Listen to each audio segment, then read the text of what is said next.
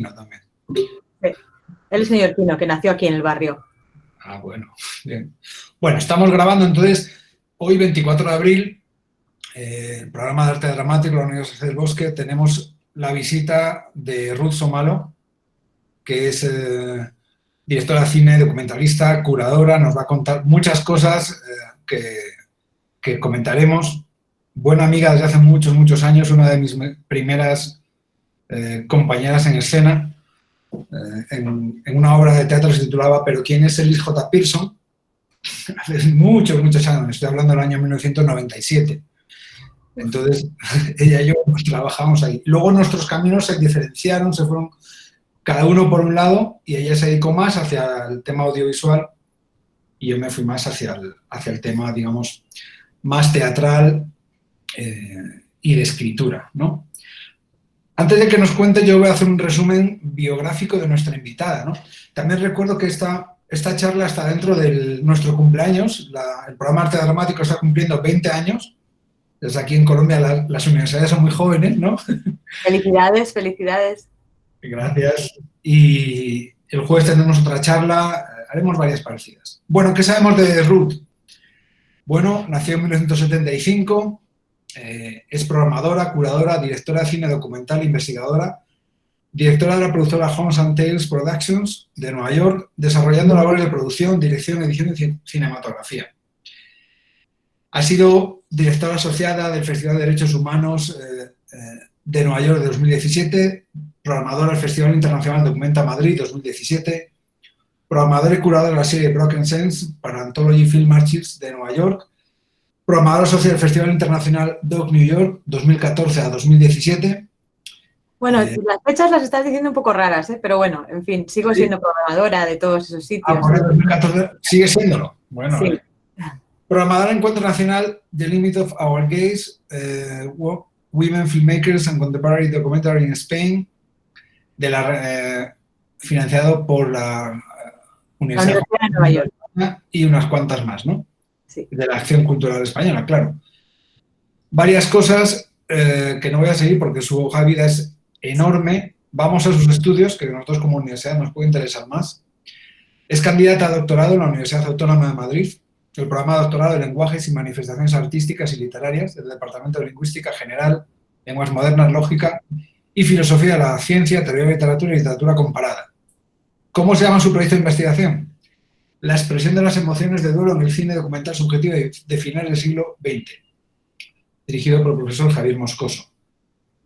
Ha hecho cursos de doctorado en la Universidad Europea de Madrid, en la cátedra de Jean Monnet, tuvo una beca de formación personal investigadora en la Comunidad de Madrid, certificado de Ciencias de Educación, ese yo también lo tengo.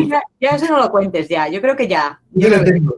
No, tengo que decirlo, licenciada en Ciencias de la Comunicación, compañera mía de universidad y entre otros estudios variados por ahí. Eso es lo más gordo, ¿no? ¿Qué tal, Ruth? ¿Cómo estás? Estoy muy bien, gracias. En estos tiempos apocalípticos que corren es una bendición y una suerte el poder estar aquí sentadita en mi casa con mi gato en las rodillas y hablando con todos vosotros. Es una suerte, espero que estéis todos bien, que os pille sanos, que os pille con vuestros seres queridos en las mejores condiciones. Y bueno, y hablando desde Nueva York, que es como el epicentro de la catástrofe mundial en cuanto a política, ¿no? Sí, a eso iba lo primero. Vamos a lo urgente de ahora mismo, ¿no? ¿Cómo se está viviendo, cómo estáis viendo en Nueva York esto antes de entrar en el tema audiovisual, cómo sigue en Nueva York esta pandemia de coronavirus, que Nueva York es como, sigue siendo la gran manzana del coronavirus, se lo está comiendo enterita, ¿no? Sí, es que hemos empezado un poco tarde y yo creo que todavía no vamos a ver la dimensión, nunca vamos, bueno, no sé si nunca, pero de momento nos va a costar saber la dimensión real en cuanto a cifras, ¿no? Porque aquí no están haciendo test a nadie y los números que se conocen, los números de muertos, que son, creo que en Estados Unidos vamos por 50.000, hoy o mañana vamos a hacer 50.000, que si te pones a pensar en números igual no significa tanto, pero para que os hagáis una idea es más número de muertos del que tuvimos después de los atentados de las Torres Gemelas del 11 de septiembre y que la gente que murió en la guerra del Vietnam americana y que la gente que murió en la Segunda Guerra Mundial americana. Entonces estamos hablando de que por menos número de muertos hemos estado invadiendo países. Bueno, digo hemos porque yo vivo aquí, pero vamos, no tengo yo nada que ver con la invasión en Irak y en Afganistán, pero quiero decir que por números de fallecidos menores, la política exterior americana ha llegado a una extensión de impacto internacional y de horror internacional sobrecogedora. Entonces, cuando ves el impacto que tiene lo que está ocurriendo ahora y lo que está haciendo transparente, ¿no? Que no es solo la mala gestión del gobierno central, sino el sistema de desamparo total que hay en Estados Unidos, que no hay sistema de seguridad social, la gente no tiene acceso a sanidad gratuita y además no solo no se está testando a nadie y no se está proveyendo a los médicos y a las enfermeras de materiales de protección necesarios, sino que están mintiéndonos, ¿no? Todos los días a la cara, en las ruedas de prensa, que el presidente del gobierno que tenemos se cree que las ruedas de prensa son seriales televisivos de reality show, ¿no? Y entonces se pone a decir cosas que pueden hacer tanto daño a la gente sin tener ninguna sensación de consecuencia, ¿no? Entonces es un drama total porque se produce una disociación cognitiva muy grande, ¿no? Por la cual tú estás aquí en tu casa, para los que trabajamos mucho en casa, que somos artistas o editores o directores o que vemos películas para festivales, pues muchas de las cosas que hacemos son trabajar en tu casa, ¿no? Entonces igual la vida no ha cambiado tanto en tu día a día, aunque estemos en cuarentena, pero lo que está ocurriendo cada día, ¿no? A nuestro lado es terrible, es como de película de ciencia ficción, ¿no? Entonces, yo creo que esta disonancia cognitiva nos tiene a todos un poco paralizados y bastante asombrados y tristes, ¿no? Pero quizás también nos pueda dar la oportunidad de centrarnos en los pequeños detalles, ¿no? En esos pequeños gestos que aquí en Nueva York se viven con mucha intensidad, porque es una ciudad que después del 11 de septiembre, digamos que generó como una ola de camaradería y de apoyo y de sentirse ciudadano de supervivencia y de resiliencia, ¿no? Y esa resiliencia hace pues que todo el mundo salga a los balcones a aplaudir y a darse la mano y que yo tenga una vecina a la que le estoy dejando comida en la puerta porque es mayor y ella abre la puerta y la coge y, no sé, y estar en contacto con gente por si necesitan algo y esas pequeñas cosas, ¿no? Me comentaba una amiga hace poco que en todo su edificio se han juntado y se han organizado como 200 personas para escribir a su casero, al propietario del edificio entero, para conseguir que les condone el pago de la hipoteca o de la renta, ¿no? Y entonces, pues esos actos de solidaridad yo creo que nos hacen pues, repensar un poco esa esfera en la que vivimos, ¿no? La esfera de ciudadano, la esfera de vecino, la esfera de persona en la familia, la esfera de estudiante, ¿no? Esa comunidad que tenéis vosotros con Carlos y con todos los compañeros que estáis ahí juntos, de poderos apoyar los unos a los otros, de daros ánimos. Eso es lo que al fin y al cabo es un tesoro, ¿no? Y lo que la gente que no lo tiene ahora, ese acceso a conectar a otras personas, esa bendición que es la tecnología a veces, ¿no? De poder estar conectados con vosotros desde Nueva York y en Colombia y con mi familia en España para saber que están bien y con amigos por todo el mundo, pues yo creo que lo estamos viviendo todos un poco igual, ¿no? Así. No te oigo, Carlos, no te oigo. Estás en... Ah, perdón, me muté. Ya, tú que trabajas en los medios, etcétera, eres una persona vinculada a los medios, ¿tú sientes que quizá los medios, por eso es algo que yo veo mucho, por ejemplo, en Colombia, que los medios están rebajando deliberadamente la importancia de la situación, por lo menos en Estados Unidos? Bueno, depende de qué medios. Yo creo que se producen como una situación paralela. Por un lado, a los medios de comunicación cualquier situación de crisis les viene muy bien porque les da la oportunidad de permanentemente estar hablando de algo y tener la atención de la gente, ¿no? Ahora mismo estamos todos como encerrados en una sala de televisión y entonces ellos pueden estar todo el rato invadiendo tu espacio privado y tienen la atención permanente porque no estamos pudiendo salir de casa y hacer otras cosas, ¿no? Entonces, digamos que hay una cosa que retroalimenta a los medios, que es esa necesidad nuestra de estar informados, porque como es además una especie como de enemigo invisible, ¿no?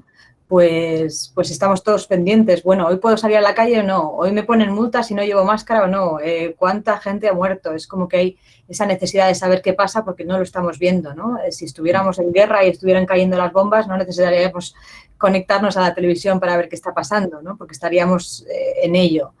Y yo creo que se aprovechan un poco de esto para, pues para siempre ponerle esta tensión, ¿no? Esto de breaking news, 100,000 people died today, ¿no? Y como todos los días, tantos muertos, tantos no sé qué, estamos, bueno, pues este tema del reportero de investigación en el centro del huracán, ¿no? Estamos aquí, las imágenes más trágicas han sido bueno, pues hay una pequeña isla que se llama Hart Island, porque Nueva York está rodeado como de pequeñas islitas, y ahora mismo es una fosa común, ¿no? Están enterrando allí a todos los muertos que no tienen familiares que les reclaman, y entonces hay un montón como de camiones frigoríficos por Nueva York, aparcados a las afueras de los hospitales, y cada vez que ves un camión frigorífico dices, bueno, pues ahí hay 100 cadáveres, ¿no? Entonces, mira, me preguntaba aquí un chico, Steven Alejandro Gallo, que eso no se veía reflejado en los hospitales. Pues te lo acaba de contestar ahora Ruth, lo de la isla y de las imágenes que se ha visto en el agujero donde estaban enterrando cadáveres, sí se ve. Sobre esto comento algo. Los que tengan alguna pregunta, entonces que dejen las preguntas en el chat y luego vamos a hacer vamos a seguir hablando y vamos a proyectar algunas cosas suyas y luego al final ya Ruth os contesta todas las preguntas, ¿de acuerdo?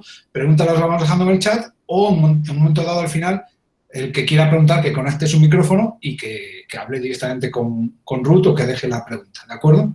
Y ahora que decías del reportero, ¿cómo llegas de ser reportera, de estudiar para ser periodista, que tú eres periodista, ¿bien? De hacer un documental de 24 horas en Callao, ¿no? Por ejemplo, que me acuerdo perfectamente, que yo también lo sufrí, a ser documentalista, curadora, directora de cine, tiene que ver con los medios, pero ese salto que me lo comentamos ayer, de hacer muchas cosas en la vida hasta llegar a donde tú estás o lo que estás haciendo ahora, ¿cómo se explica en tu caso? Pues mira, eso es muchas gracias por esa pregunta, porque me viene muy bien. Sobre todo por esto de, bueno, no sé, igual os pasa a todos, ¿no? Pero cuando uno se pregunta, pues, ¿tú qué quieres ser de mayor, no? Entonces, ten cuidado con lo que te preguntas, porque luego va y ocurre, ¿no? Y aunque dé muchas vueltas tu trayectoria, ¿no? Y tu mapa profesional. Entonces, a mí lo que más me interesaba, digamos, era la escritura creativa en un momento dado y me interesaba mucho el periodismo, aunque también tenía la fantasía de ser arqueóloga como Indiana Jones. Y entonces cuando empecé a trabajar un poco en medios de comunicación, me di cuenta de que había, digamos, unos intereses creados dentro de lo que marcaba lo que eran... O sea, me interesaba mucho el periodismo de investigación y me interesaba el periodismo editorial, el periodismo en el cual tú tienes una voz como autor y como crítico social y entonces a raíz de ahí vas analizando los cambios sociales o las cosas que ocurren, ¿no? Y entonces como que por ahí... Otra cosa muy importante que pasó mucho antes que esto y que creo que ha marcado mi carrera más que nada de lo que he estudiado nunca, fue que yo a los 17 años me apunté a una escuela nocturna de fotografía. Entonces yo antes que periodista era fotógrafa y para mí digamos que el mirar al mundo a través del objetivo de la cámara, ¿no? Del encuadre del objetivo, me generaba esto, tuve el otro día como una especie de sensación de clarividencia, ¿no? Con esto del encuadre, porque creo que si el mundo es caos total, porque todo está ocurriendo a la vez y es imposible que tú accedas a ello, en cierto modo, el mirar al mundo a través de un visor, de una cámara de cine o de una cámara de fotos, te permite un cierto orden dentro de ese caos, ¿no? Y te permite decidir dónde pones la mirada, dónde pones la atención, ¿no? Y eso es algo que a mí desde entonces, desde los 17 años, me ha traído muchísimo. No solo el observar, y vosotros que sois todos estudiantes de teatro, supongo que una de las grandes cosas que sois es grandes observadores de la vida, del ser humano, de los gestos de otros, un investigador como de la observación, ¿no? Del pequeño detalle, del pequeño gesto. Y eso para mí creo que lo más importante que me ha ocurrido nunca fue estudiar fotografía y practicarla, ¿no? Porque yo creo que también lo más importante es la práctica. Si No os mandaría nunca a ninguna a una escuela de cine, aunque sé que algunos de tus alumnos, Carlos, han ido a la New York Film Academy, aquí en Nueva York, que está muy bien, si tenéis la oportunidad de hacer todos los estudios que podáis, es fantástico, pero donde más vais a aprender, creo que es haciéndolo, ¿no? Y hoy tenemos la suerte de que cada uno de vosotros tenéis acceso a una cámara, aunque solo sea en la cámara del móvil, ¿no? Que vuestra cámara del móvil de hoy es mejor que la cámara de cine que yo utilicé para hacer mi primer largometraje documental, ¿no? Tiene muchísima más dimensión y más calidad. Entonces, yo creo que es importante saber lo que a uno le apasiona, ¿no? Y a mí lo que me apasionaba era la comunicación, la observación y la fotografía. Entonces, por ahí, digamos que me fui decantando por el cine documental y empecé a hacer cursos, ya no, porque yo no estudié cine en la universidad, como tú sabes, yo estudié periodismo. Pero luego empecé a hacer el doctorado y me cogí varios cursos de estos que son como de libre elección en la Universidad Complutense en la Facultad de Cine. Y a la vez en el doctorado, empecé a trabajar en una productora. Y entonces en esta productora, que era una productora que hacía desde documentales hasta programas de televisión, campañas del Día de la Región o campaña de los Juegos Olímpicos que se presentaba a España a la candidatura, ¿no? Hacíamos cosas así como muy, muy publicitarias, pero también cosas como muy, muy bonitas y pequeñitas, como de documentales de paisajes, ¿no?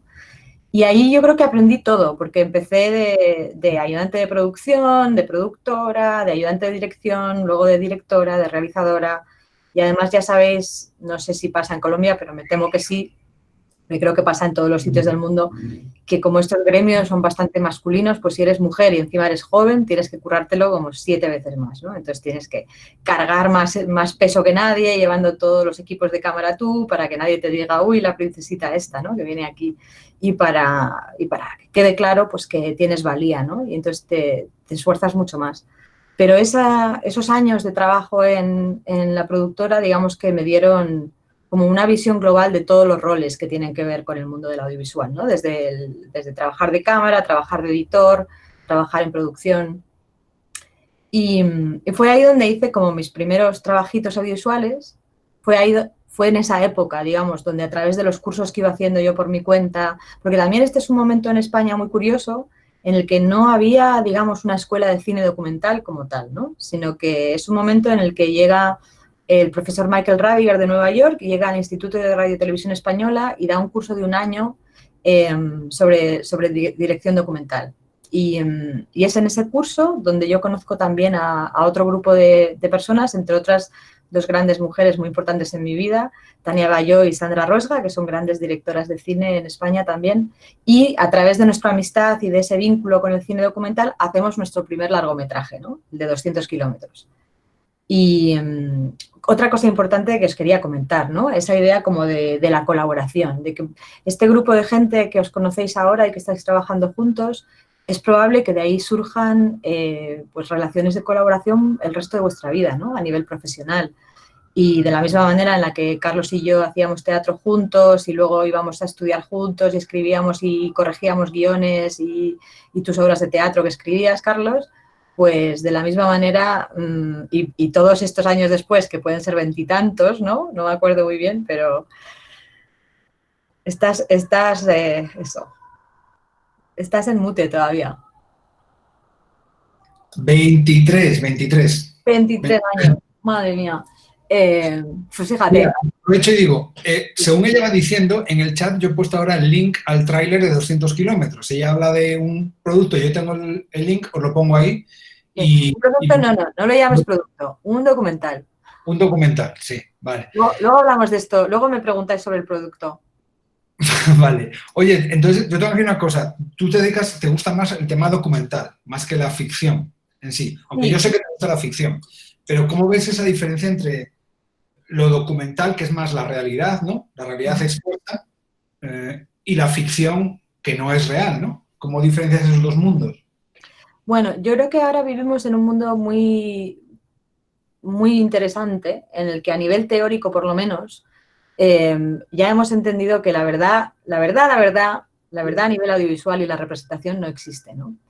Y que puede haber tanta verdad en una película de ficción como tanta ficción en un documental. Entonces, yo he empezado hablando un poco del encuadre. Evidentemente, si yo estoy haciendo un documental sobre algo que pasa enfrente de mí, yo estoy apuntando la cámara en una dirección, que eso ya es una elección subjetiva.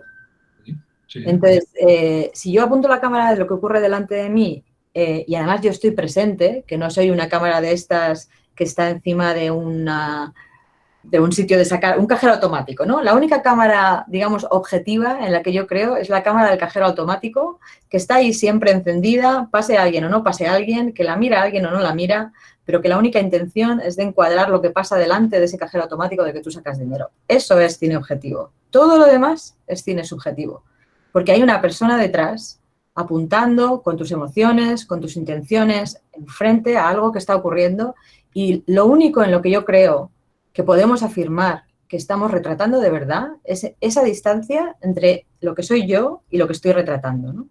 Y ese espacio que se crea entre tú y yo, si yo estoy grabando una entrevista contigo o entre lo que está ocurriendo enfrente de mí, ese espacio está altamente influenciado por ti y por mí. Entonces, no puedo nunca decir que esto es una cosa súper objetiva, porque si hay otra persona más lejos apuntando a otro sitio y haciendo un plano de otra manera, con otro background distinto, con otra intención, con otra serie de procesos, estaré haciendo otra película diferente, ¿no?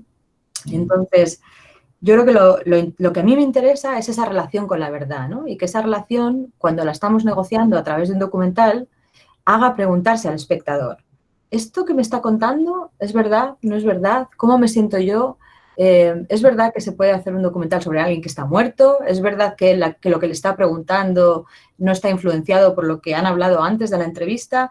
No necesariamente tienes que saber todas las respuestas a eso, pero creo que el cine documental interesante es el cine documental que te permite a ti acabar de ver la película y hacerte preguntas, ¿no?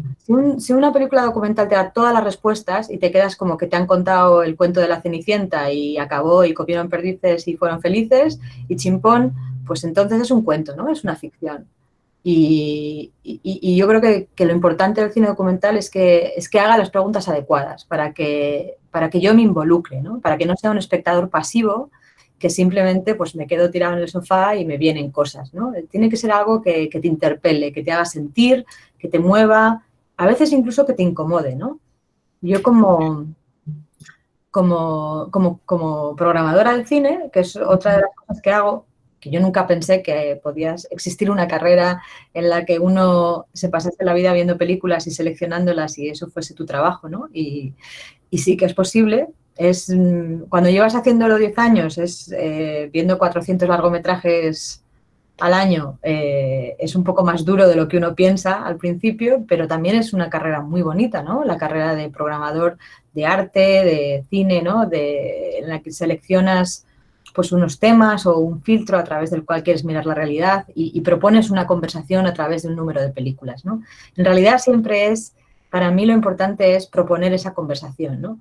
Eso por un lado, y por otro lado responde a una cosa como muy instintiva, que es, no sé por qué, pero tengo dentro de mí una película sobre mi abuelo y el desenterramiento de mi abuelo, ¿no? Y entonces, de pronto estoy investigando y haciendo entrevistas a mi padre en Logroño y de pronto nos llaman para decirnos que tenemos que sacar los restos de mi abuelo del mausoleo donde está enterrado porque la dueña del mausoleo no es de nuestra familia y lo quiere vender.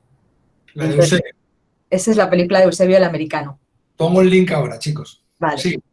Y entonces, pues ocurre que tú ya estás en algo, ¿no? Porque yo realmente cuando esto ocurrió estaba en España, estaba entrevistando a mi familia y estaba hablando un poco, estaba investigando sobre la historia de inmigración de mi abuelo, que emigró a Santiago de Chile cuando era muy jovencito y se pasó allí toda la vida y se casó allí, tuvo allí su primer hijo y luego a los 40 y muchos años se volvió a España, ¿no? Y un poco la historia de mi abuelo y pasa esto, ¿no? Que tenemos esta llamada y entonces yo estaba allí para poderlo grabar y entonces le propuse, bueno, de una manera un poco ilegal, porque este desenterramiento que hicimos no era una cosa muy, o sea, teóricamente tendríamos que haber llamado a una funeraria, haber contratado los servicios y no hubiéramos podido estar presentes ni grabarlo, pero como era un pueblo muy pequeño, pues pudimos acceder y pude acceder yo a tener la conversación que tengo en esa película con un enterrador, ¿no? Que fue un momento maravilloso y Bueno, entonces esta danza, ¿no?, entre lo que a uno le interesa y en lo que uno pone la atención y las oportunidades que la vida te propone, ¿no? Y el aprovechar esas oportunidades, porque yo voy siempre con la cámara a todas partes, pues es como una parte de mi trabajo, ¿no? Yo he puesto ahora el link de Eusebio, para que Sí. lo vean, que es que yo vi hace muchos años, es uno de tus primeros trabajos, y está a 200 kilómetros también. Uh-huh. Voy a poner ahí también el link. Explícanos qué es eso de 200 kilómetros. Explica Pues, esa, a este pues grupo. yo creo que esta peli es del 2003, 200 kilómetros. Y este era un momento en España en el que los sindicatos estaban en un momento como de crisis, ¿no? Y había un grupo de trabajadores españoles que trabajaban en telecomunicaciones que pertenecían a una empresa que se llamaba Sintel, que era una empresa del gobierno, era una empresa estatal, que supongo que igual en Colombia también hay empresas estatales, ¿no? Sí. Y No entonces, muchas, pero algunas hay. algunas hay. Algunas quedan. Esto fue un momento, visto así a nivel, en retrospectiva, fue un momento de cambio muy potente, ¿no? Entonces, hubo una serie de trabajadores a los que les echaron a todos porque cerraron la empresa y la privatizaron. Y entonces ellos, como buenos sindicalistas, se organizaron, hicieron un campamento, no sé si os suena, pero bueno, lo mismo que el 11M en Madrid o que el Occupy Wall Street en Nueva York. Fue un campamento en el que, no sé, como algo así como miles de personas, 3.000 personas, se fueron a vivir al centro de Madrid, en un sitio donde no se podía acampar ni vivir ni nada, montaron sus tiendas de campaña y se tiraron un año allí viviendo, ¿no? Y les prometieron unos puestos de trabajo que nunca les dieron. Entonces nosotros, que en esa época yo estaba estudiando el curso de Radio y Televisión Española, de dirección de documental, pues un grupo de amigas de ese curso de cine documental nos propusimos empezar a grabar la historia de lo que estaba ocurriendo. Y como no teníamos un duro y éramos muy jóvenes, pues y había como muchos lugares de España en los que se estaban movilizando estos trabajadores porque estaban por toda la península, pues tuvimos que montar 5 equipos de rodaje.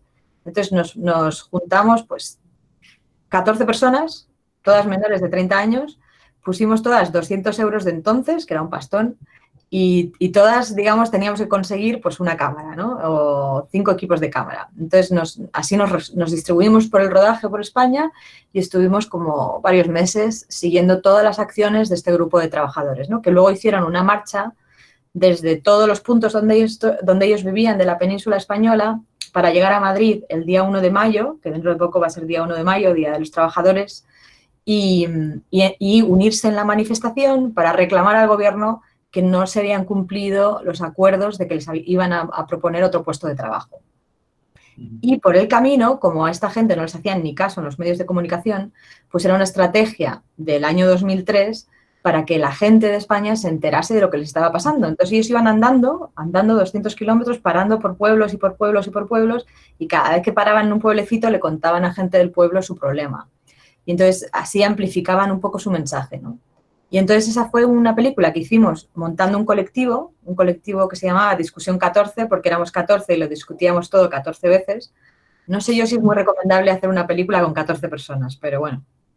El caso es que fue muy bien porque la seleccionaron en el Festival de Cine de San Sebastián, entonces se estrenó allí y luego tuvimos la suerte de que fue distribuida en salas de cine y entonces había 5 copias de 35 milímetros circulando por las salas de cine, de lo cual nunca vimos un duro, o sea que ya hablaremos luego del cine producto y de la rentabilidad del cine documental, pero bueno, fue muy bien porque pues, es una película que se ha visto mucho, que se vio en salas de cine en España y que luego se ha visto en muchos festivales de cine internacional, ¿no?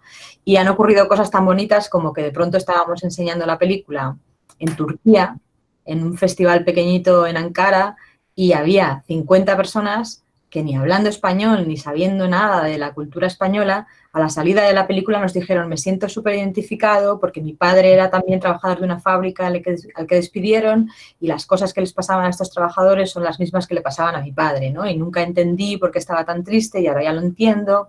Entonces, como que pasan estas cosas de que lo local al final, ¿no? Y lo pequeño y lo personal tiene un eco muy grande porque al final lo que nos pasa en muchos países del mundo es muy similar, ¿no?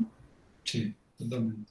Bueno, vamos a hacer ahora una pausa, vamos a poner aquí en directo un corto que Ruth nos permite emitirlo, se titula Machine for Life, yo voy a conectar, y así tú descansas, ves agua y tal, y seguimos. Este es un corto. Explícanos, preséntanos Machine for Life. Vale, pues otra de las etapas de mi vida, de algo que tuvo mucho impacto, fue que aquí en Nueva York empecé a trabajar con una arquitecta que se llama Suchi Reddy, que tenía una arquitecta de la India. Y entonces yo le hacía a ella películas y vídeos y fotos, y ella a cambio me daba espacio en su oficina, porque ya sabéis que las oficinas en Nueva York son muy caras, y entonces intercambiábamos trabajo por espacio en la oficina. Entonces yo tuve la primera oficina de mi productora, estaba dentro de una oficina de arquitectos. Y entonces Suchi es una arquitecta que empezó a trabajar con esta idea del espacio poético y el espacio mínimo, ¿no? De cómo se puede construir las mejores posibilidades de vida en una casa que tenga el menor impacto ecológico posible, ¿no? Y que sea lo más pequeño posible y que no ocupe tanto espacio, ¿no? Y entonces yo le propuse hacer un cuento. Esta no solo es una casa que diseñó ella entera, con todo lo que hay dentro de la casa, sino que es la casa donde ella vive. Entonces yo le propuse una especie como de cuento de hadas romántico para enseñar su trabajo. Así que os dejo ver Machine for Life y luego hablamos de ella. Vale, voy a compartir entonces la pantalla. Espero que salga bien y que funcione todo. Sí, ahí está.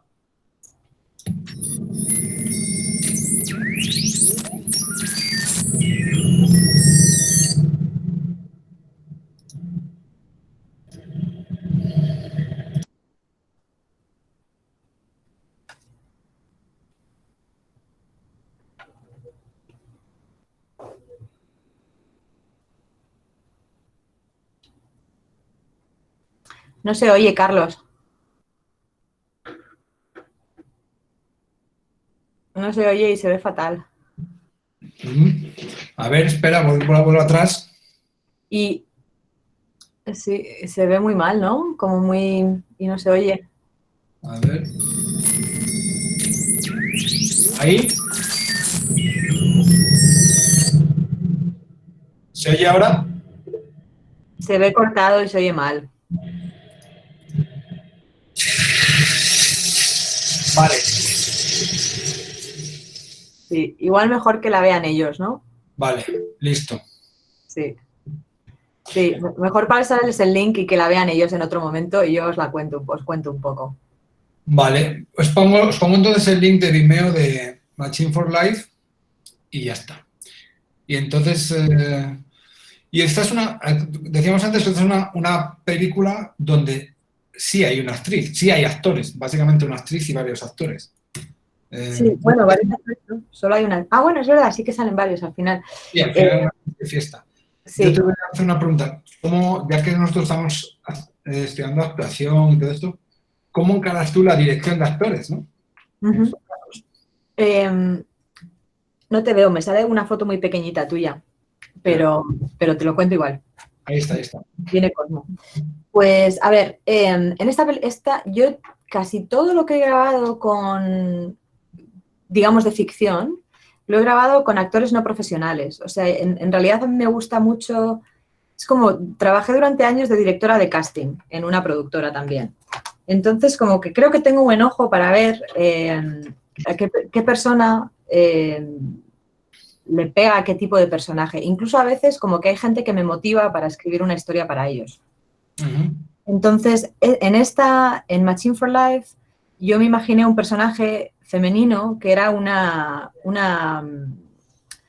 digamos, una viajante del espacio, porque como está concebido como un pequeño corto de ciencia ficción en el que hay una persona que es una viajera espacial y entonces de pronto aterriza en un planeta porque le han dado las coordinadas de que en el West Village de Nueva York es un lugar que tiene las condiciones adecuadas para la vida, y entonces aterriza, abre una puerta, ¿no? Y se encuentra con la casa de mi amiga Suchi Reddy, que es una arquitecta estupenda.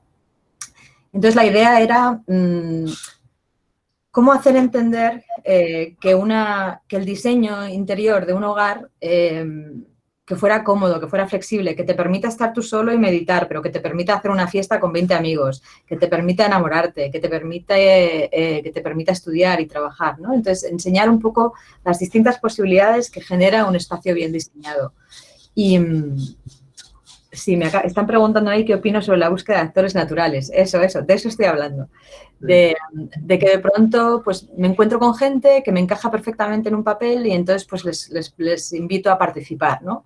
Un poco pensando en quiénes son ellos, en sus características, en su perfil, en la fotogenia.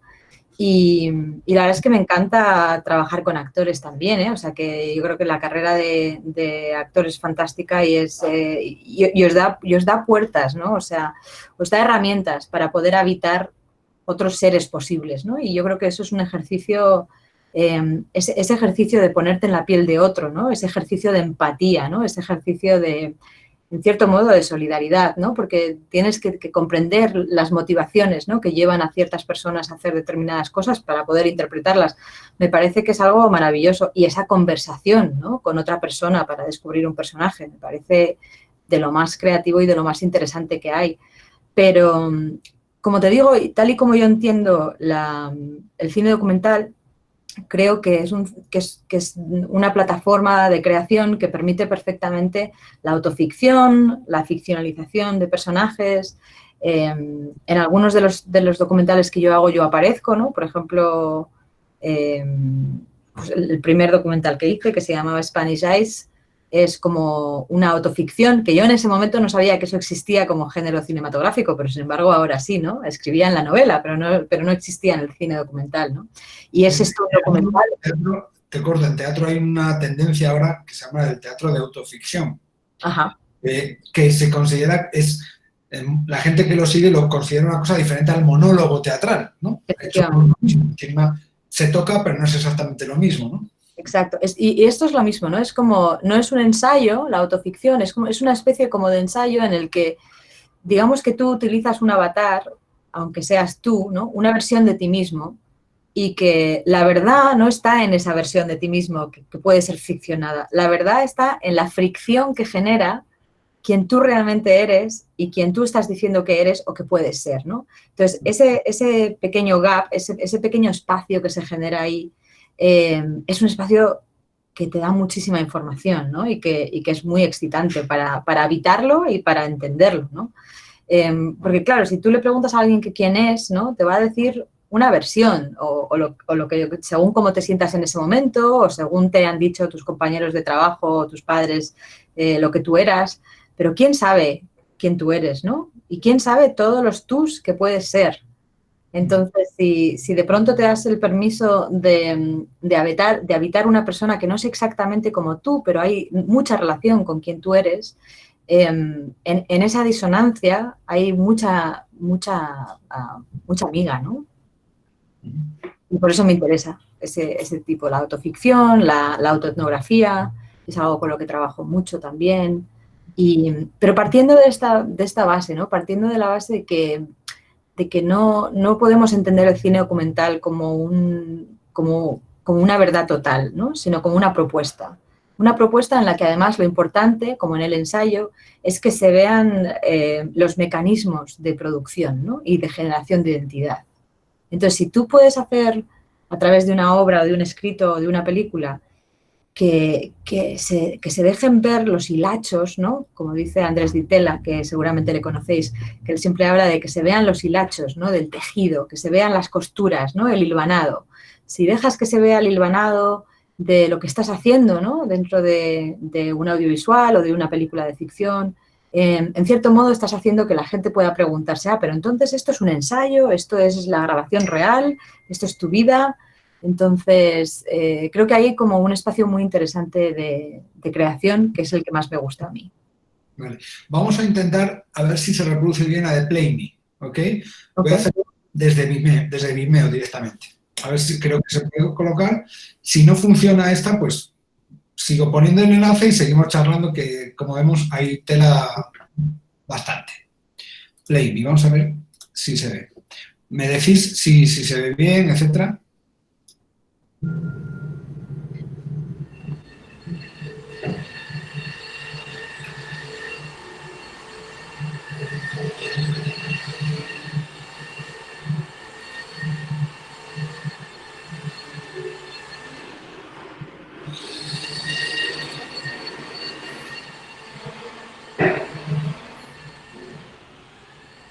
que tironea bastante, ¿no? Es un poquito penoso verlo así. ¿Sí? Sí, se ve muy mal. ¿Lo cortamos? Vale, listo. Volvamos pues, no pasa nada. Yo lo siento, chicos, pero es que, claro, los que trabajamos en el audiovisual no queremos que luego se vea pixelado y entrecortado. Os paso también el enlace de PlayMe, que es otro de los que me dijiste que era interesante. ¿Y de qué trata este de PlayMe? Cuéntamelo, y ya lo paso también aquí. Bueno, no sé si va a ser interesante para vosotros, pero una de las cosas que ocurre en Nueva York y que a mí siempre me ha interesado mucho es esta cosa como de los objetos fuera de lugar, ¿no? Entonces, de pronto estaba... ¿Qué tal esos pianos? Veo que escriben por ahí. Ahora te cuento lo de los pianos. La que lo dice es la de música, entonces, de música. Pues a ella le va a gustar, a ella le va a gustar. Pues, bueno, en Nueva York todos los años hay una organización que se encarga de recoger pianos que no están muy bien, que los dona a la gente porque los va a tirar o ya no los necesita. Se encarga de dejarle un piano a un artista y ese artista pinta el piano con el tema que él quiera, lo pinta, lo decora, lo adorna, luego arreglan el piano y luego colocan el piano en la calle, en medio de la calle durante un mes, para que cualquiera que pase por ahí lo pueda tocar. Entonces, lo que ocurre es que se generan espacios públicos en los que de pronto hay situaciones preciosas, ¿no? Como situaciones en las que hay una chica homeless, una señora que se pone a tocar y toca como Los Ángeles y hay 30 personas a su alrededor que no se conocen de nada, que de pronto están bailando y tocando con ella, ¿no? Y animándola. Entonces, es como esta oportunidad de determinadas ciudades, ¿no? De generar espacios de encuentro en lugares de paso, ¿no? Y esos espacios de encuentro, por quiénes son habitados, ¿no? Y qué relaciones se generan ahí. Entonces, esto fue lo que nos interesaba pues vivir, porque muchas veces el impulso de hacer un documental tiene que ver con algo que te interesa vivir de una manera más intensa. Entonces, no es siquiera, ni es por encargo, ni es porque te parezca que esto es lo más importante del mundo, ¿no? Pero de pronto una peliculita de 4 minutos sobre cómo se colocan pianos en lugares de Nueva York y cómo se producen encuentros, pues te parece que representa la oportunidad de hablar de cómo se resiste, ¿no? Al capitalismo y cómo se resiste al individualismo y cómo se resiste al tema de separar a la gente por clases y el conocimiento. Y luego es esta figura del piano, ¿no? Que es como, pues no sé, cuando yo crecía no tenía piano nadie, entonces el que tenía un piano pues era una cosa muy preciosa que no se podía tocar, porque si o tocabas muy bien o no te dejaban ni levantar la tapa del piano, vamos, allí lo tenían con un pañito y le sacaban brillo. Y de pronto esta idea de que cualquiera, sepa o no sepa, puede tocar un piano y el piano está en medio de la calle, ¿no? En un parque público y que lo bonito es eso, ¿no? Y de pronto pues ves niños que se ponen a tocar y que no tienen ni idea, pero que les ves y dices, bueno, este va a ser artista seguro porque tienen una capacidad rítmica impresionante y entonces apoyar eso, ¿no? Y el dar permiso a que un objeto, digamos, de la clase burocrática sea un objeto de todos, ¿no? Y que lo pueda tocar cualquiera, ¿no? Eso es algo muy bonito. Y luego otra cosa bonita que hacen, que no sale mucho en la película, es que hay una persona del barrio que es la encargada de tapar el piano todas las noches, de ponerle un paño de plástico encima para cuidarlo, entonces responsabilizas a alguien, ¿no? De cuidar ese espacio público. Y esto de cuidar el espacio público creo que es algo que a mí me ha interesado mucho porque yo creo que más interesantes que los documentales que sí he hecho son los que he empezado pero nunca he terminado, ¿no? Y uno de esos, de los empezados y nunca terminados, es un documental sobre barrenderos. Entonces me pasé pues varios meses yendo a trabajar todos los días con una chica barrendera y grabándola en la calle, ¿no? Y hace poco la vi y le he prometido que lo vamos a terminar juntas, ese documental. Pero era también por esta necesidad de vivir algo intensamente, ¿no? De querer meterte dentro de la vida de alguien y entender quiénes son y entender lo que hacen y vivirlo con ellos. Que yo creo que es muy parecido al trabajo que hacéis los actores, porque muchas veces si de pronto tú, Carlos, te tienes que poner a hacer una obra de teatro o a trabajar o escribir un personaje sobre la vida de alguien, por ejemplo, que ha sido enfermo de SIDA, ¿no? Pues igual lo que tienes que hacer es irte a vivir con alguien que esté sufriendo esa enfermedad, ¿no? O documentarte o pasar tiempo en asociaciones. Pues esto es lo mismo, ¿no? Es como de pronto sentir el impulso de querer meterte a fondo en la vida de alguien o en una historia, ¿no? Y entonces vivirlo así con ellos y con la cámara a full. Sí, pero bueno, lo de andar por ahí vagabundeando, como dicen en Colombia, que no tiene un sentido peyorativo, ¿no? Por la calle te viene de hace muchos años, que yo sé, de aquellos 24 horas en Callao que yo nunca olvidaré. Entonces, bueno. Yo te voy a hacer una última pregunta, una cuestión más, para que hablemos. Luego yo creo que hay unas preguntas por ahí que los... Sí, vamos a responder las preguntas de ellos, claro. Una cosita que hablamos justo hace un rato, que me parece interesante que lo retomemos, ¿no? Hablar de un documental que me pasaste en el enlace, que se llama The Asshole Theory, y sobre el gobierno de los sabios, ¿no? Porque empezamos a hablar de Donald Trump, que es un asshole, según mucha gente.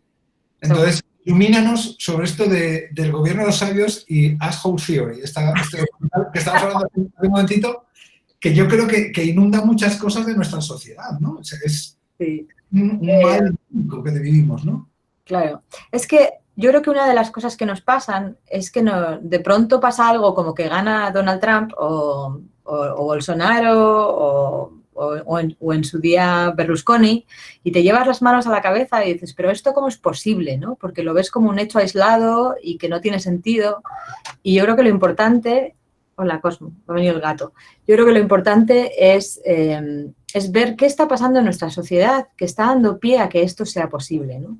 Y entonces en este documental de lo que hablan es, digamos que está basado en un libro escrito por un filósofo de la Universidad de California que escribe sobre los assholes, ¿no? Entonces él tenía la intención y el interés, porque los filósofos también investigan, como los estudiantes de teatro y como los documentalistas, tenía la intención de ver y de pensar cómo era posible que hubiera como estos reductos, ¿no? De gente que es absolutamente espeluznante, ¿no? Espeluznante en el sentido de que son increíblemente individualistas, que no les importa a nadie más que ellos mismos y que además son muy agresivos y como muy, como decimos en España, muy cantosos, ¿no? Muy gilipollas, o sea, es como el gilipollismo máximo, pero no es una cosa accidental, es que son así. Porque tú puedes tener un día que estás un poco asshole, ¿no? Que es como, bueno, me he levantado enfadada y me viene todo mal. Pero estos son como assholes de pies a cabeza, ¿no? Que no hay ninguna posibilidad de redención. Y entonces este señor estupendo escribe un libro y luego este otro señor estupendo hace un documental sobre cómo, por ejemplo, en Estados Unidos, porque se centra en Estados Unidos, hay reductos, como en las universidades americanas, en las que hay esto que se llama las fraternities, ¿no? Las fraternidades, ¿lo tenéis ahí también? Aquí no, pero... Ahí no, pues mejor. Entonces, aquí las fraternidades, digamos que son como... Pero se sabe lo que es, ¿no? Más o menos. Sí. Bueno, pues son estos lugares de... Gamma y todas estas mierdas que... Exacto. Sí, son como estas asociaciones de estudiantes que son como de élite, en las que hay un nivel de acceso difícil y que están regidas por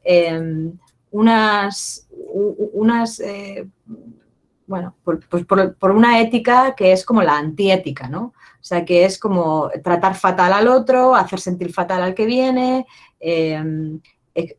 sentirte tú muy poderoso porque estás empujando al de al lado y bueno, el bullying y todo esto, ¿no? Entonces, claro, si desde la universidad estamos apoyando que desde los centros de poder económico y político, estos son como los breeding grounds, ¿no? Esto es de donde se cría a la siguiente generación de gente que va a pasar a la influencia económica y política. Y las normas del juego son así, ¿no? Son las normas de la fraternity, desde lo militar, digamos, la gente que no tiene la suerte a lo mejor de que le pague la familia la carrera, pues aquí en Estados Unidos tiene la opción de hacerse militar y luego ir a estudiar una carrera porque se lo pagan o se lo permiten. Bueno, pues ahí es lo mismo, ¿no? Tienes al sargento, que ya hemos visto las 1000 películas de Hollywood de la chaqueta metálica y todas las de Kubrick, en las que te está gritando en la cara y te está diciendo eres un mierda y lo que tienes que hacer es lo que yo te diga, y son modelos, digamos, de grupos absolutamente machistas y misóginos y xenófobos, ¿no? Y estos modelos luego se repiten en la sociedad, ¿no? Incluyendo... Fabuloso Kubrick, dice uno, sí, fabuloso. Por ejemplo, también en Silicon Valley, ¿no? En California. Todas las empresas que en los años 80 y 90 y 2000 empiezan a generar estas empresas.com, ¿no? Desde entonces hasta el Zuckerberg, el Zuckerberg del Facebook, que de pronto son chavales muy jóvenes que han hecho siempre lo que les ha dado la gana, han tenido una idea brillante a nivel tecnológico, pero de pronto han tenido un apoyo como de 100 millones de dólares para montar una empresa, ¿no? Entonces, esa gente que no tiene ninguna experiencia vital y que no les ha ocurrido nada en la vida porque no se lo han tenido que currar nunca, de pronto tienen acceso a un capital económico y a un apoyo brutal. Entonces, eso genera, digamos, unos colectivos de poder que son completamente amorales, ¿no? Y entonces, digamos que esta película hace una reflexión sobre eso, ¿no? Sobre qué es lo que está posibilitando que algo que antes, hace 10 o 15 años, aunque existiera, pues existía un poco en menor porcentaje y además la gente que era un asshole, pues trataba de no parecerlo, pero ahora es que además hay como, es que da igual, ¿no? Es que Donald Trump no tiene ningún problema. Una especie de orgullo. Hay un orgullo, exacto, hay el orgullo asshole, ¿no? Entonces yo soy así y soy un tirano y entonces pues estoy encantado, porque es que no se me ocurre pensar que puedo hacer daño a alguien, ni me importa a otra persona, solo me importa yo, ¿no? Entonces eso de solo importarse uno mismo es algo que es lo más dramático que creo que nos está pasando a nivel mundial, ¿no? Creo que es mucho más dramático que la pandemia. Y que, bueno, en cierto modo está ligado al capitalismo, evidentemente, ¿no? Pero yo creo que hay que repensar las instituciones desde repensar qué tipo de ética colectiva están promoviendo, ¿no? Y creo que los centros de educación son uno de esos lugares principales, ¿no? Para formar ciudadanos y para formar seres humanos. Retomamos, disculpadme chicos, antes de volver a las preguntas, lo que dejamos pendiente sobre la rentabilidad y el cine producto. Dijimos que lo vamos a comentar luego, que Vale. creo que es muy interesante porque aquí tenemos varios alumnos, alumnas que, claro, dentro de una temporada van a salir ahí al mercado y tienen que ser un poco de qué va esto. Es verdad lo que nos dicen, es mentira, siempre es costoso, siempre cuesta, pero ¿cuánto te ha costado a ti o cómo lo ves tú? Bueno, es que todo depende de lo que tú... Yo creo que sí, que lo siento mucho porque esto lo tenía que haber dicho al principio de la charla, ¿no? Como un disclaimer. Si lo que quieres es ganar dinero en la vida, lo que yo te voy a contar no te va a servir para nada, ¿no? Es como... ya, podéis quitar y ya está, voy a quitar del chat. Pero si lo que quieres es encontrar un trabajo que a ti no te parezca un trabajo porque te gusta y te apasiona, entonces sí. Entonces yo creo que es importante seguir determinados pasos, ¿no? Para empezar, saber qué te interesa y qué te apasiona, porque te vas a pasar el 80% de tu vida dedicado a eso, ¿no? Entonces, si puedes conseguir rentabilizar, vale, esto es lo que me gusta en la vida, ahora, ¿cómo lo capitalizo, ¿no? ¿Cómo gano dinero haciendo eso? Pues desde el mundo documental, muy complicado, ya os lo digo, porque salvo que hagas una serie para Netflix y te la compren así desde el principio, que si tenéis alguna idea de una serie sobre un crimen o sobre una serie de crímenes, un asesino en serie, algo así, o bueno, seguro que estáis viendo todos Tiger King o sobre algún zoológico dirigido por maníacos extraños, entonces estáis en un filón impresionante porque escribís un tratamiento y se lo lleváis a Netflix y ahí puede ser que os cambie la vida, ¿no? Pero en general dentro del cine documental es muy complicado. En Colombia, por ejemplo, hay unas ayudas extraordinarias para la producción de cine documental. Entonces, dentro del cine documental tú puedes estar, digamos, con un pie como en el mundo académico y en el mundo de la investigación, y entonces ahí puedes acceder a determinadas becas o determinadas fundaciones que sí que hay, digamos, dinero para producir contenido audiovisual y entonces podéis aplicar a esas becas y esas becas os van a dar una cantidad de dinero suficiente para vivir mientras estáis haciendo ese proyecto y, en cierto modo, para comprar los materiales de producción que necesitáis, ya sean cámaras o ya sea de trabajar con alguien más. Si estáis pensando en trabajar, digamos, en el modelo más de sala de cine, ¿no? En el modelo de cine documental o de cine pues más de consumición masiva, pues es que esto es un poco más complicado porque la mayoría de las veces en el cine documental la gente empieza poniendo su propio dinero para hacer la investigación. Tú ponle que has conocido a un personaje que te parece extraordinario, pues por lo menos para hacer varias entrevistas y para escribir el guión vas a tener que poner eso tú de tu parte. Una vez que tengas una idea y un guión, lo que haces es hacer como una especie como de tratamiento, ¿no? De 2 a 5 páginas, en el que supongo que es lo mismo que para un proyecto de un libro o para un proyecto de una obra de teatro. en la que tú has explicado tus personajes, tu guión, has explicado cuánto tiempo va a durar, cómo la vas a grabar, cuáles son tus opciones estéticas. Y entonces, cuando tienes ese documento, ya puedes empezar a hablar o con productores o con canales de televisión o con financieros, ¿no? Entonces, esto es una charla un poco más larga y más específica. Y si alguno quiere dedicarse a esto, yo no tengo problema en que me escribáis un email y hablemos un día y yo os lo cuento. Pero es un proceso largo. O sea, y claro, yo no tengo ni idea de cómo funcionan las cosas en Hollywood y en los grandes estudios porque no me dedico a eso. Entonces, yo ahí no os puedo hablar. Pero de lo que se acaba viviendo, en cierto modo, es de cuando vas a dar charlas después de haber hecho la película, de cuando vas a las proyecciones, porque también lo que pagan a los directores por exhibir las películas en los festivales es una miseria, lo que pagan en general muchas televisiones es una miseria, y en realidad lo que acabas haciendo es ir de gira, ir de tour con tus películas, y entonces das una charla o haces un workshop. Pues un poco esto, muchas personas viven un poco de hacer esto que estamos haciendo tú ahora, ¿no? Bueno, pues han tenido una carrera, digamos, han hecho una serie de obras y entonces van a contar cómo la han llevado a cabo, ¿no? Una obra específica o su trayectoria. Entonces es curioso porque la mayoría de la gente que yo conozco que trabaja en el cine documental, al final de lo que vive es más de los pocos royalties de cuando se pasan sus películas en video on demand o así, y de la financiación que han conseguido, por lo cual si tú estás 6 meses haciendo un documental, esos 6 meses has conseguido dinero para pagarte como director, muchas personas acaban siendo el director, el guionista, el editor y el camarógrafo, porque así te puedes, lo poco que te puedas pagar, te puedes pagar 3 sueldos, aunque sean pequeños, y es un poco así, ¿no? Entonces es como, no os metáis en el cine documental si la cosa es ganar dinero. Mucha gente que trabaja en cine documental trabaja también en la academia, suele dar clases o ser profesora en escuelas de cine. Os lo digo en serio, ¿eh? Y luego mucha gente que trabaja en cine documental también hace lo que hago yo, que es ser programador de cine, ¿no? Que es trabajar para festivales de cine o para salas de cine o para instituciones. Y entonces, en festivales de cine lo que se hace es una selección de si te llegan 2.000 películas, pues tienes que elegir las 30 que te parecen mejores, no porque sean solo mejores, sino porque sean más innovadoras dentro del lenguaje cinematográfico que utilizan, porque toquen temas de actualidad que te parezca que es más importante que le lleguen a la gente en estos momentos, ¿no? Ese tipo de decisiones.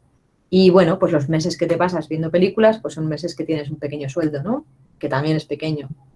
Entonces, bueno, esta vida es un poco ruina, entonces no sé yo si soy la mejor, el mejor ejemplo, pero bueno, luego te pasan cosas, por ejemplo, yo, así entre nosotros, como no nos ve nadie, que somos solo 50, no, 105 somos, madre mía. Bueno, así entre nosotros, entre los 105, mi mejor clienta es una psicoterapeuta a la que le hago vídeos de sus workshops cuando ella da clases a otros psicoterapeutas, yo le hago sus vídeos y durante muchos meses en Nueva York he sobrevivido gracias a ella. Pues está muy bien, está muy bien. Pues bueno, el poder editar para otras personas, el poder ser directora de fotografía. ¿Qué cineastas han inspirado tu trabajo? Veo que me escriben ahí. Ahora vamos a las preguntas. Ahora vamos. Vale.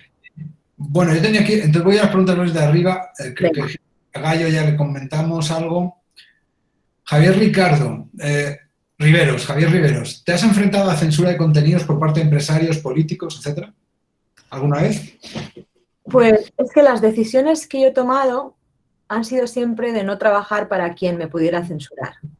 Entonces, en realidad no, porque si me encuentro en una situación en la que me puedan censurar, lo que sí he hecho es autocensurarme. Por ejemplo, porque tú tienes que saber para quién trabajas y dónde están tus lealtades, ¿no? O sea, por ejemplo, en esta película de 200 kilómetros, en el largometraje en el que trabajamos con los trabajadores de Sintel, cuando el día del 1 de mayo, el día de la manifestación de los trabajadores, ellos estaban muy enfadados con el director sindical de comisiones obreras de ese momento, ¿no?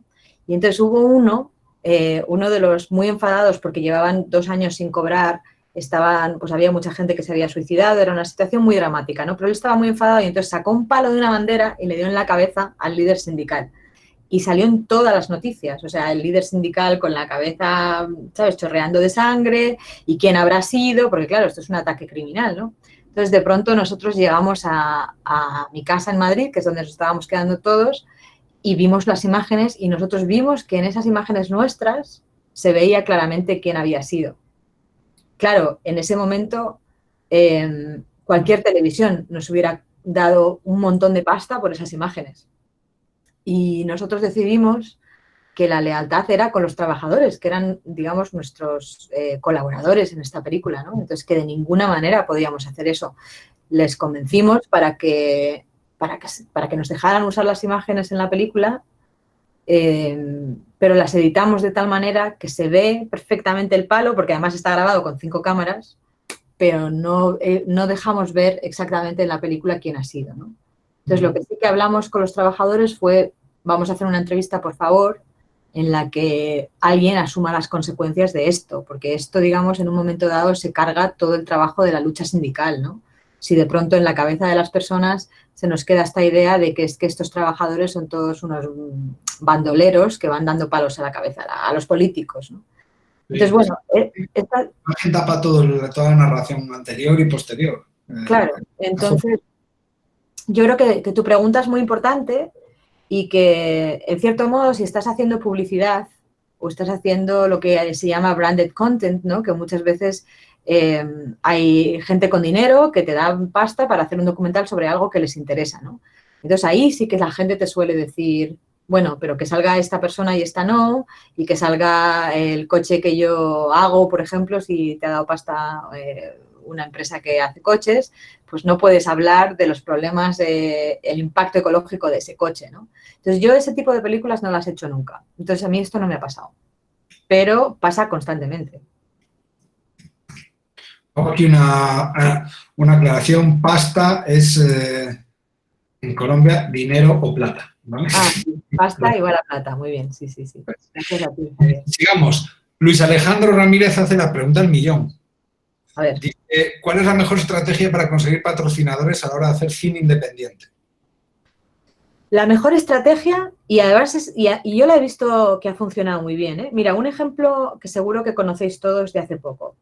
La mejor estrategia es hacer un cortometraje con tu dinero que sea buenísimo y luego llevarlo a la gente con pasta y que esa gente te financie el largometraje. Esto le pasó a un chico que dirigió un cortometraje que se llamaba Whiplash.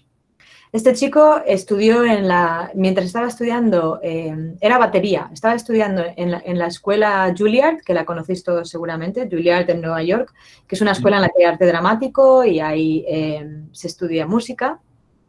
Y él estudiaba percusión en Juilliard y tenía un profesor que era un nazi completo.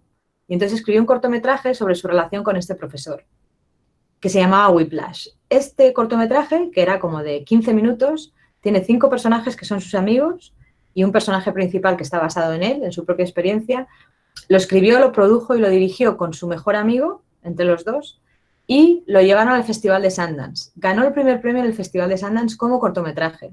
Y entonces lo llevaron a productores, empezaron a llevar el guión y el corto, que ya había funcionado muy bien, a estudios, a gente que conocían, a todo el mundo que conocían que le pudiera interesar. Y al final consiguieron hacer la película Whiplash como largometraje, que volvió a ganar en Sundance y fue muy bien. Y este chico es el director de la película La La Land, que seguro que la habéis visto o que habéis oído hablar de ella. Sí. Sí, es una muy buena película sobre la relación entre el profesor y el alumno, ¿no? Sí. Más que tema artístico, una relación personal entre ellos. Sí, y también una relación muy masoquística, ¿no? Sí. Pero yo creo que este es un modelo que yo lo sigo viendo funcionar y que realmente lo recomiendo. Haz un proyecto muy bueno en tus posibilidades, en el que no tengas que gastarte mucho dinero con la gente buena que estás conociendo y después muévelo como tarjeta de visita de lo que puedes llegar a hacer en versión más grande, ¿no? Y yo creo que eso siempre funciona. Tienes que arriesgar tú primero, pero yo creo que eso es, sobre todo si acabas de empezar, ¿no? Porque si llevas años trabajando con otra gente, pues tienes cosas que enseñar, ¿no? Pero si no has hecho nada, es muy difícil empezar. Entonces, yo siempre recomiendo que hagas algo pequeño en lo que puedas brillar, ¿no? Que sea especial y eso pequeño ya se lo puedes llevar a la gente y enseñarlo. Y yo creo que sí que funciona, que si tú pones tu talento y tu creatividad al servicio de un proyecto que esté muy bien diseñado, yo creo que eso luego te puede abrir todas las puertas. Señor Javier Riveros, obviamente le gusta mucho el cine, tiene varias preguntas. ¿Crees que el streaming desplazará por completo a las salas de cine? Pues si sigue el coronavirus, sí, porque no nos vamos a poder ir a las salas de cine. Pero esto yo creo que depende de cada lugar. Pero en Nueva York, por ejemplo, yo llevo aquí 12 años y desde que yo llevo aquí han abierto 10 salas de cine independientes pequeñas nuevas. Así como han ido cerrando algunos cines grandes, yo creo que lo que se llama el microcine, el microcinema, está vivito y coleando y que hay muchos cines que están como programados por colectivos, hay cines pequeños que se han puesto, digamos, al lado pues de un bar o de un restaurante que tiene sala de cine pequeña y están funcionando muy bien y a la gente le encanta, o sea, le encanta y sigue yendo y yo creo que la experiencia de ver una película en sala, ¿no? Con la gente riéndose a tu lado o cuando estás muerto de vergüenza porque estás llorando a lágrima viva, ¿no? Y estás viendo una película y te están oyendo todos. Yo creo que esas experiencias, ver una película en esas condiciones no tiene ninguna comparación con verla en tu casa, ¿no? Entonces yo creo que sí, que el cine en sala de cine va a seguir vivo y coleando. Vale. Bueno, Javier pregunta otra, pero voy a dejarla para luego. Pasamos a Liliana Niño, que es la chica que se conectó por la primera, aquella que estamos hablando. Dice, ¿qué opinas de las producciones audiovisuales hechas enteramente con smartphone? ¿Qué ventajas o desventajas tienen frente a la grabación con cámara del cine digital? Bueno, aclaro que aquí hay un festival de películas cortas hechas con smartphone, con celular, como dicen aquí, ¿no? Eso es. Ya te digo que yo creo que no hay, que lo importante es el contenido, no el formato. O sea, durante muchos años ha habido una sensación como de que si no grababas en cine, en 35 milímetros, cuando yo empecé a hacer cine hace 20 y pico años, pues si no grababas en cine, si no filmabas en cine, eras como el hermano pequeño, ¿no? O que eras como ¿cómo se dice? Como amateur, ¿no? Después empezaron a salir las cámaras de cine mini DV que posibilitaron, bueno, después hubo varios formatos antes, pero eran formatos muy caros al que no tenía acceso la gente, ¿no? Se llamaba pues el U-matic, el Betacam digital, vosotros seguramente sois muy jóvenes para acordaros, pero ha habido como, en vídeo analógico ha habido muchos formatos antes del mini DV que seguramente vosotros ni sabéis lo que es, ¿no? Que eran unas cintas chiquititas. Después salió el vídeo en HD y después empezaron a salir las cámaras de fotos digitales que también hacen vídeo, ¿no? Entonces, esto, el siguiente paso es el teléfono, ¿no? Y ya hay grandes directores de cine, por ejemplo, Andrés Ditela, que os decía, que seguro que lo conocéis todos, que hace trabajo, graba siempre cosas con el móvil, ¿no? Entonces, por ejemplo, los iPhones de ahora graban en 4K, incluso, ¿no? Tienen una calidad súper alta, ¿no? Y te dan una calidad de imagen estupenda. Entonces, yo creo que lo importante es el amor por el encuadre, el cuidado con el que tú utilizas el medio que tienes, ¿no? El formato no es lo importante siempre es el contenido. Y si tú sabes lo que quieres hacer y el contenido es bueno y te informas un poco, ¿no? De cómo iluminar bien, o sea, de cómo utilizar trípodes para tu smartphone y tal, yo creo que lo puedes hacer igual de bien que si tuvieras cualquier otro medio, ¿no? De grabación. Volvemos, Javier. ¿Cuáles crees que son las necesidades narrativas de las nuevas generaciones? Uy, qué pregunta. Las necesidades narrativas de las nuevas generaciones. Pues yo creo que una cosa que a mí me parece un poco triste de las nuevas generaciones es que como hay un bombardeo mediático tan grande, hay una dispersión muy grande. Entonces hay una falta de atención, ¿no? Entonces creo que las nuevas generaciones están como mucho más en sintonía con el formato corto, o sea, con el cortometraje, con los vídeos de internet o de YouTube, ¿no? Así un poco desde lo más cutre hecho en casa hasta lo más artístico, ¿no? pero es que también ahí en ese abanico también encuentras el videoarte, ¿no? Entonces yo creo que, o sea, lo que a mí me parece que es más un challenge, ¿no? Que es un problema, es el formato de larga duración, ¿no? El formato de larga duración yo creo que les cuesta más a las nuevas generaciones. Pero tú me estás preguntando lo contrario, ¿no? Me estás preguntando que cuáles son las las necesidades necesidades narrativas. narrativas. Pues yo creo que las nuevas generaciones están muchísimo más informadas que otras generaciones antes, que tienen como tienen acceso a todo tipo de cine y a todo tipo de videoarte y a todo tipo de experiencias audiovisuales, creo que son gente que sabe mucho más de lo que piensas. O sea, yo creo que la gente joven ahora mismo tiene una formación audiovisual mucho más grande de la que teníamos nosotros, porque para la edad que tienen ahora, a los 20 y pico años, han visto millones de cosas, ¿no? Y han experimentado todo tipo de formatos audiovisuales. Incluso ellos han grabado, ¿no? Porque ya lo de grabarte a ti mismo no es un obstáculo, ya lo de hacer cosas y pequeños cortos con amigos no es un obstáculo. Entonces yo creo que es gente que está mucho mejor preparada. Yo creo que lo importante es que es la falta de foco, a lo mejor, ¿no? Es encontrar, el darte ese tiempo y ese espacio de no estar todo el rato haciendo y no todo el rato pensando, como para ponerle una pausa y decidir qué es lo importante para ti y cómo te enfrentas a ello, ¿no? Y entonces decidir hacer un proyecto más a largo plazo y como de manera más profunda, ¿no? Igual la profundidad y la duración, yo creo que es algo en lo que hay que ayudar a las nuevas generaciones porque no es lo que tienen más fácil, ¿no? Y Luis Alejandro, de nuevo, bueno, comentamos algo antes sobre los actores naturales. No, a mí personalmente no me gusta la palabra natural para actores no profesionales, pero bueno, dice, ¿acaso crees que esto agrede a nuestra profesión como actores? Uh-huh. Si hay una interferencia profesional ahí. Claro, pues es que todo depende porque sí, o sea, en cierto modo tienes razón. Yo si fuese directora de series de ficción y trabajase en televisión y tuviese, digamos, un formato en el que tengo que empezar a grabar a las 7 de la mañana, tengo 17 páginas de guión que tirar para adelante, por supuesto que siempre, siempre, siempre trabajaría con actores profesionales.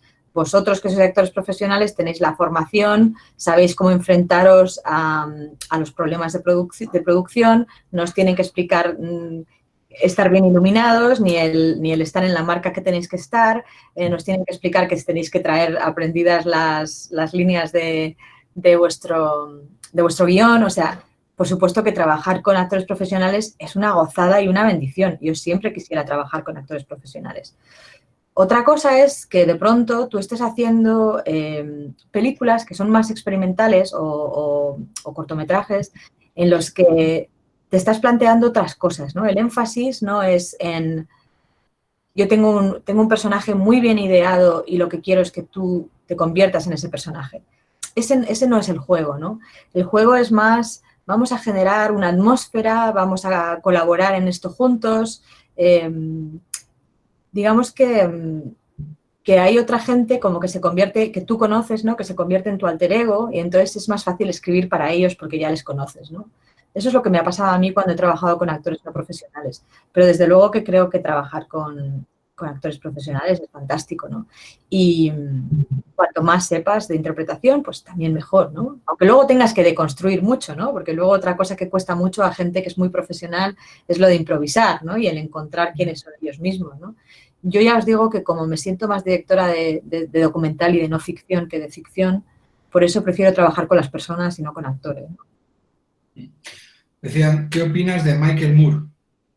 Pues a mí es un tipo que me cae fenomenal. Es una persona que ha sido malentendida, yo creo, cuando empezó a hacer sus películas, porque él es un activista, él es ensayista. Ensayista quiere decir que tú escribes un ensayo sobre lo que te sale de las narices.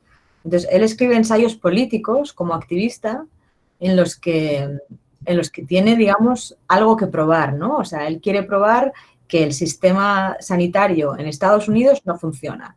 Entonces, él se plantea, ¿cómo les enseño yo a los americanos que el sistema sanitario en Estados Unidos no funciona cuando ellos se creen que son lo mejor del mundo, ¿no?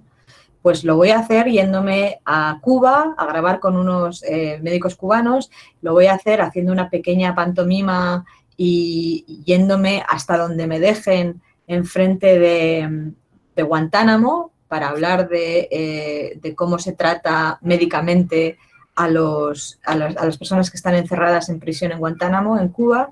Y entonces él se plantea todo o sea, ¿qué puedo hacer para llamar la atención a cómo es la situación real, que en Estados Unidos a la gente se la está medicando con pastillas que no le vienen bien, porque no se está gastando dinero el Estado en hacerle las pruebas necesarias para darle las pastillas que le vienen bien? Entonces, toda esta serie de cosas que nos parecen como, es que a lo mejor está muy editado su documental y está haciendo como propaganda. Pues claro que es propaganda de sus ideas. Entonces, otra cosa es que tú luego cojas una película de Michael Moore y la vendas como la verdad. No, no es la verdad, es su verdad. Michael Moore se presenta como activista, se presenta como documentalista, además en un modo documental que se denomina performativo, que es un modo documental que os interesa a vosotros, en el que el propio director se convierte en personaje. Pero no es un personaje que es, entre comillas, real, es un personaje que es el gordito, simpático director de Michigan, que es el personaje que juega Michael Moore en sus películas, que es una versión de sí mismo, claro que es él, ¿no? Y claro que es él siendo activista y haciendo las preguntas incisivas que quiere que le respondan. Pero él ya sabe que no le van a responder, él ya sabe que van a intentar arrestarle. Entonces está jugando con ese personaje un poco a hacerse como el tonto, ¿no? Un poco, y a generar situaciones de conflicto para que surjan cosas que puedan ser interesantes para explicar lo que él quiere llegar a explicar. Entonces, a mí me gusta mucho Michael Moore y me parece que su trayectoria ha sido siempre muy clara y que se ha malentendido su cine. Cuando se hablaba de es que cuando él está editando las películas es muy manipulador porque utiliza muchas fuentes distintas, sin explicar de dónde vienen, sin contextualizarlas. Claro, porque está haciendo un poco lo de Siga Bertov, ¿no? Está haciendo el cine ojo, está haciendo está incidiendo absolutamente en todos los materiales, ya sea de noticias, ya sea de archivo encontrado, ¿no? Archivo histórico, ya sea de archivo que él graba o de su propia performatividad. Y eso es, por supuesto, manipulado y subjetivo, lo cual no quiere decir que no haya verdad, ¿no? En lo que él cuenta. A ver, Luisa pregunta. Esta pregunta es porque veo un libro de un videoartista al fondo, Bill Viola, Sí. y escucho sus motivaciones de creación. ¿El documental tiene algo de videoarte o a la inversa? Claro, esto es lo que decía antes. A mí Bill Viola me encanta su trabajo. Es un videoartista maravilloso. Y Bill Viola habla de una cosa que a mí me importa especialmente por la investigación que estoy llevando a cabo ahora. Y es que él habla de que hay algo que la cámara consigue, que es retratar el alma. Y que trasciende, ¿no? Hay algo que consigue la cámara que es utilizada de determinada manera, ¿no? No en general. Que consigue hablar de cosas que son intangibles, ¿no? Que van un poco más allá, como más metafísicas. Y a mí me gusta mucho Bill Viola por eso, porque creo que se plantea cómo representar aquello que no es posible grabar, ¿no? Que es invisible. Y él es muy performativo en su trabajo, todo su trabajo es performance, ¿no? Lo que él graba.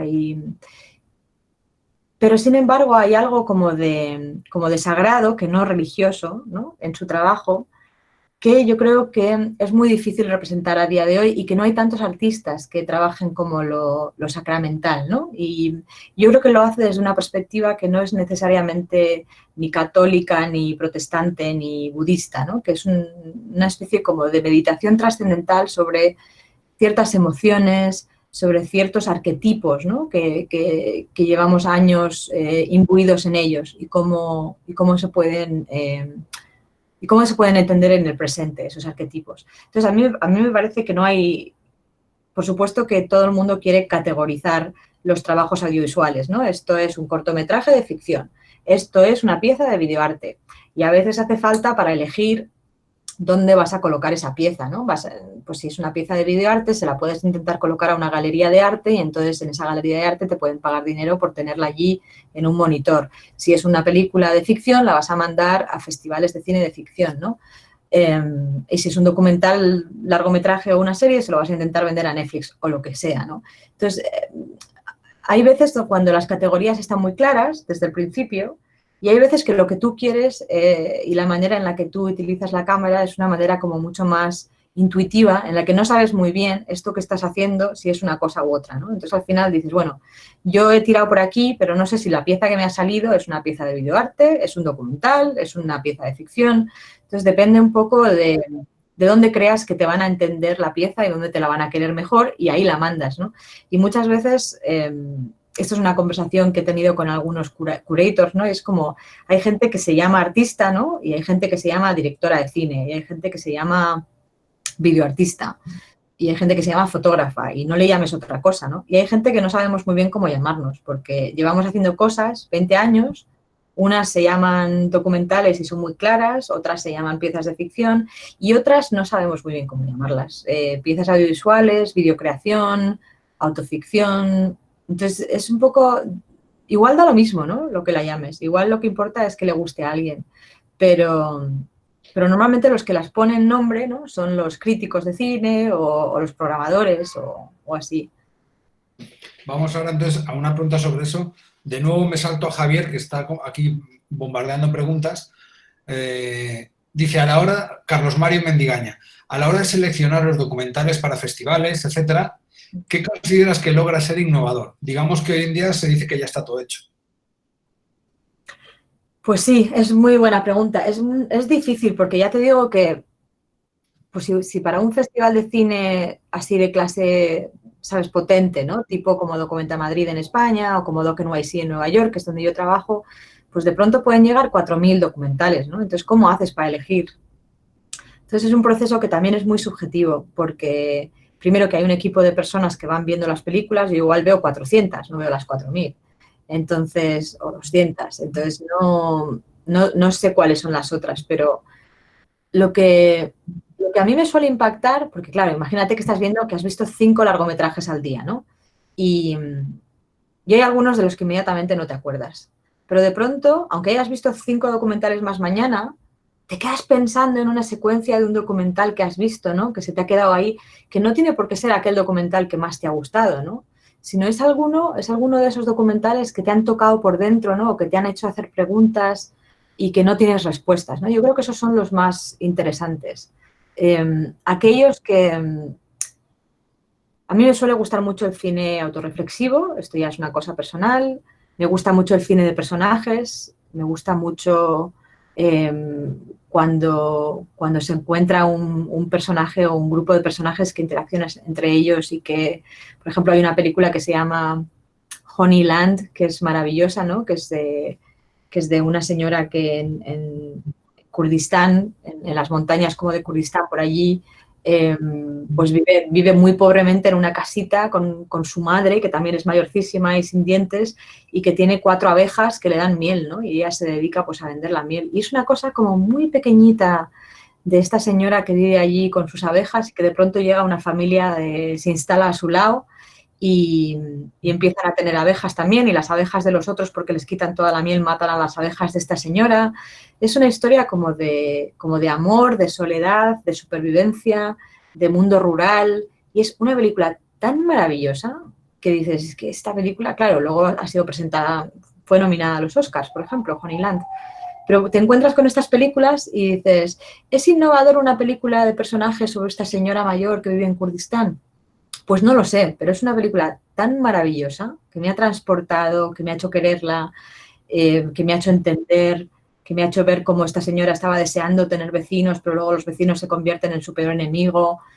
No sé, es como que te transporta a un mundo, ¿no? Y a vivir unas vidas que tú no has vivido de una manera tan especial que de pronto dices, no hay color, ¿no? Esta película tiene que estar sí o sí, ¿no? Entonces es como que cada película innova de una manera distinta, ¿no? A veces por la calidad y por lo espectacular que es el cómo han conseguido la cinematografía, la iluminación, porque no hay casi iluminación dentro de una especie como de cueva en la que viven, que casi están iluminados a veces por un par de velas, ¿no? Y dices, qué maravilla, ¿no? Qué cantidad de tiempo se han tenido que pasar aquí, pasando frío, porque tiene una pinta de hacer frío allí que te mueres. Y entonces también como que sientes ese sacrificio que ha hecho el equipo de grabación para conseguir esas imágenes tan bellas y esa relación de intimidad, ¿no? Dices, esta gente que estaba haciendo documental tenía que ser maja, porque si no, esta abuela con esta señora no les aguantan ni 5 minutos y se han tirado ahí 3 años, ¿no? Entonces es como que hay un poco de tu alma también, ¿no? En lo que haces, y eso yo creo que se ve. Dicen aquí, ¿cuáles cineastas han inspirado tu trabajo, Javier? De nuevo. Hay que ser concreto en esta hay que ser concreto. Hay que ser concreto. Bueno, yo creo que la persona que me cambió la vida fue Chris Marker. Chris Marker es un cineasta francés que hizo una película que se llama Sans Soleil, entre otras muchas, Sin Sol. La Jetée, efectivamente, Javier Ricardo, el director de La Jetée. Entonces, yo cuando vi las películas de Chris Marker, de pronto dije, pero ¿se puede hacer esto? Son películas muy poéticas, con una guionización extraordinaria, que son documentales, pero por otro lado son completamente construidas en cuanto a hay personajes, que cada uno tiene un texto, hay voces en off, hay cine que él va grabando en todos sus viajes, hay como una especie como de mirada antropológica, pero luego hay una mirada poética y una mirada política. Entonces, cuando de pronto vi sus películas, dije, esto quiero hacer yo, ¿no? Ahí fue cuando decidí claramente, por supuesto, nunca jamás he hecho nada que se le pueda ni remotamente parecer, ¿no? Pero cuando vi sus películas, de pronto dije, a esta familia quiero yo pertenecer, ¿no? A la familia de cineastas que hacen este tipo de cine, ¿no?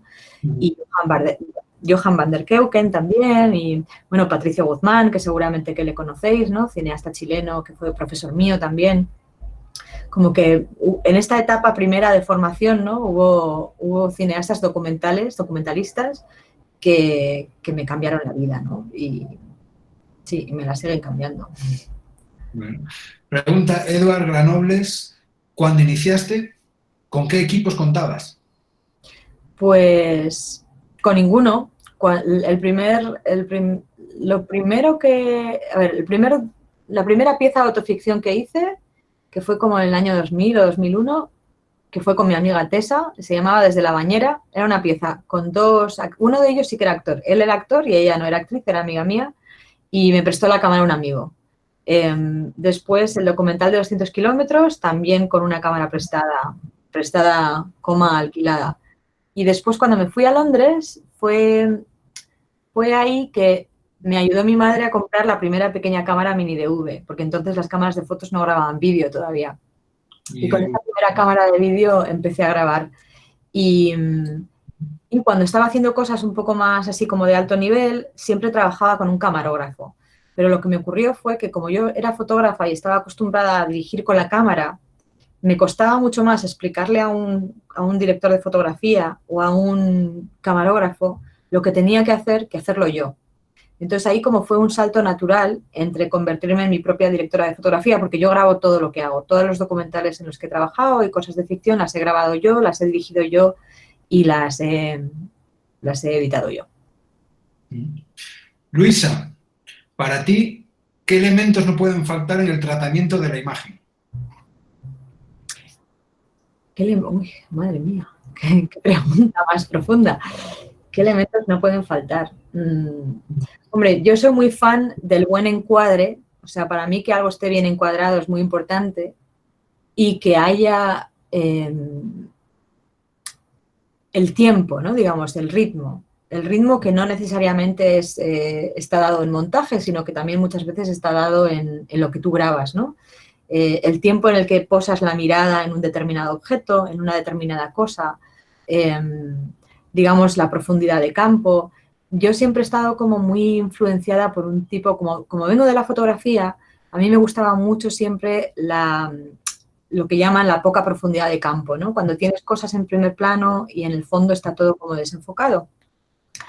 Y entonces jugar con dónde se presta la atención dentro de la atención que ya estás prestando en tu encuadre, ¿no? Con lo que estás mirando en el visor de la cámara, dentro de eso que estás viendo, ¿qué importancia le das a los objetos que están en primer plano o en segundo plano, ¿no?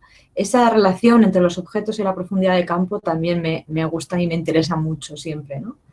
Y sí, yo creo que esas son las cosas principales para mí. Dice Manuel José Astaiza, creo que ya lo comentamos antes, Manuel, hablando de Whiplash.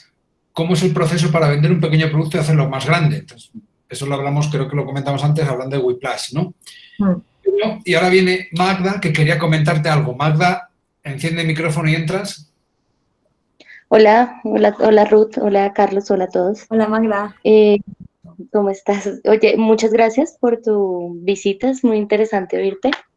Quería agradecerte porque escucho sobre tu punto de vista acerca de hablar de uno mismo y para los actores generalmente estamos hablando todo el tiempo de otro, de otro, de otro y poniendo la mirada en la historia de otro y valorando la historia del otro, pero generalmente no valoramos nuestra propia historia, no indagamos sobre nuestra propia historia y eso me parece, o sea, te agradezco que nos cuentes eso porque muchas veces no sé si en Colombia solamente o en todo el mundo, es subvalorada la pregunta sobre uno mismo.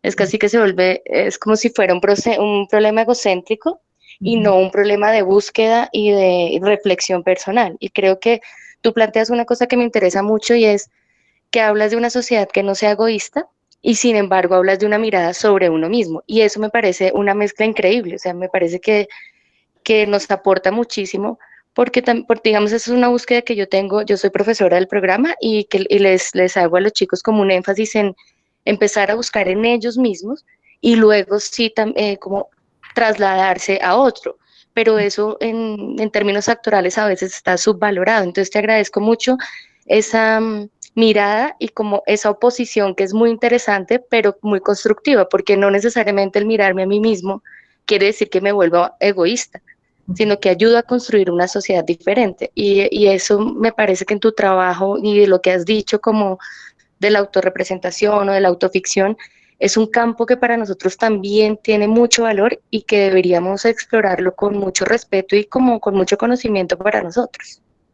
Eso quería decir. Muchísimas gracias, gracias. Sí, completamente de acuerdo contigo. Y yo creo que además el mirarse a uno mismo puede ser un hecho de extrema generosidad y no de egoísmo, porque si te miras a ti mismo de verdad, ¿no? Si te miras a ti mismo con la mirada crítica, con la mirada generosa, ¿no? De decir, bueno, estos son los contextos en los que yo me muevo, estas son mis reacciones. Lo personal es político, ¿no? Era uno de los motos, ¿no? No puedo hablar en español hoy, lo siento, chicos, de las consignas del movimiento feminista, ¿no? En los años 80. Sí, y además para muchos de nosotros no hemos estado ni muy representados ni bien representados, ¿no? En el mundo audiovisual, entonces, ni en el mundo literario tampoco, quiero decir que, entonces de pronto si tú eres una persona pues, que eres mujer, que eres latina, que eres madre de familia, que tienes un trabajo y que estás lidiando con lo que significa el patriarcado internacional, de pronto el que te mires a ti misma está permitiendo que haya una representación de un modelo de mujer que no se encuentra a lo mejor en los medios de comunicación representada o en el cine contemporáneo o de Hollywood, ni en el cine documental a lo mejor, ¿no? Entonces, también muchas veces depende de cuál sea tu situación y de la generosidad con la que te aproximes a tu autorrepresentación o a tu autoficción, ¿no? Yo creo que puede ser un acto lo contrario totalmente al egoísmo, ¿no? La última pregunta, que me la había saltado antes, era de Andrés Felipe Bolaños, y luego hacemos un comentario sobre una historia de brujas. ¿Cuál es la dificultad más representativa del medio audiovisual actual?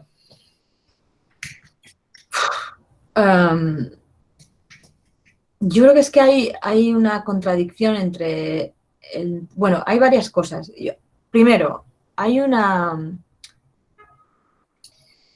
ausencia total de responsabilidad como audiencia, porque no queremos ganar el menor dinero posible y queremos que nos llegue todo gratis a casa, ¿no?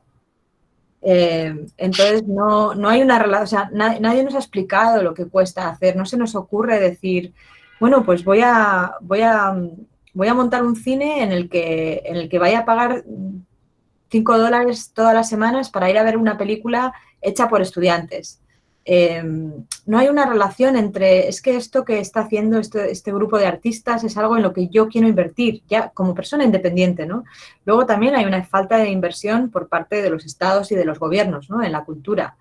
Y luego hay una falta de inversión por parte de los capitales privados, ¿no? Se invierte en determinado tipo de narrativas y en determinado tipo de productos audiovisuales. Entonces, evidentemente, la mayoría de las películas, yo que, como os he dicho, veo mucho cine documental, la mayoría de las películas extraordinarias que veo no llegan a ninguna parte, ni se distribuyen en los cines, ni llegan a lo mejor a las plataformas de video on demand, porque también es posible que llegues a Netflix, pero que no te anuncien en esa selección de Netflix que hacen en la que te dicen, te proponemos estas películas esta semana. Si no estás ahí y la gente te tiene que encontrar dentro del catálogo de 1000 películas que hay en Netflix, igual no te encuentran nunca. Entonces, incluso hasta estando en Netflix, puede que nadie llegue a tu película, ¿no? Porque no hay esa manera como de encontrar, de que la audiencia sepa que tu película está ahí, ¿no? Entonces, yo creo que hay una disonancia entre el número enorme de alta calidad de producciones que hay en el mundo y el número de plataformas que hay para verlas, ¿no? Y luego también se produce el hecho de que hay guardianes de la puerta, tanto los señores que programan para, o las señoras, que hay menos, pero también hay, que programan para Netflix, o las personas que son los directores de programación de los festivales de cine más importantes, muchas veces son los mismos. Entonces, si las mismas películas que llegan al Festival de Sundance son las que llegan al Festival de Berlín, al Festival de Venecia y al Festival de San Sebastián, pues es que al final, de las miles de películas que se producen, estamos viendo solo todo el rato estas 5 o estas 20 o estas 100, ¿no? Entonces, yo creo que como hay tanta producción, porque se ha democratizado completamente la producción audiovisual y cualquiera, y todos vosotros, y cualquiera puede hacer una muy buena pieza audiovisual y os animo a que la hagáis si os interesa. También os animo a que no la hagáis si no os interesa, porque no hace ninguna falta hacer una película que a ti te dé igual hacerla que no. O sea, o te va la vida en ello y quieres hacerla, o por favor no la hagas, porque ni hay tiempo para perder, ni para ti, ni para mí en verla.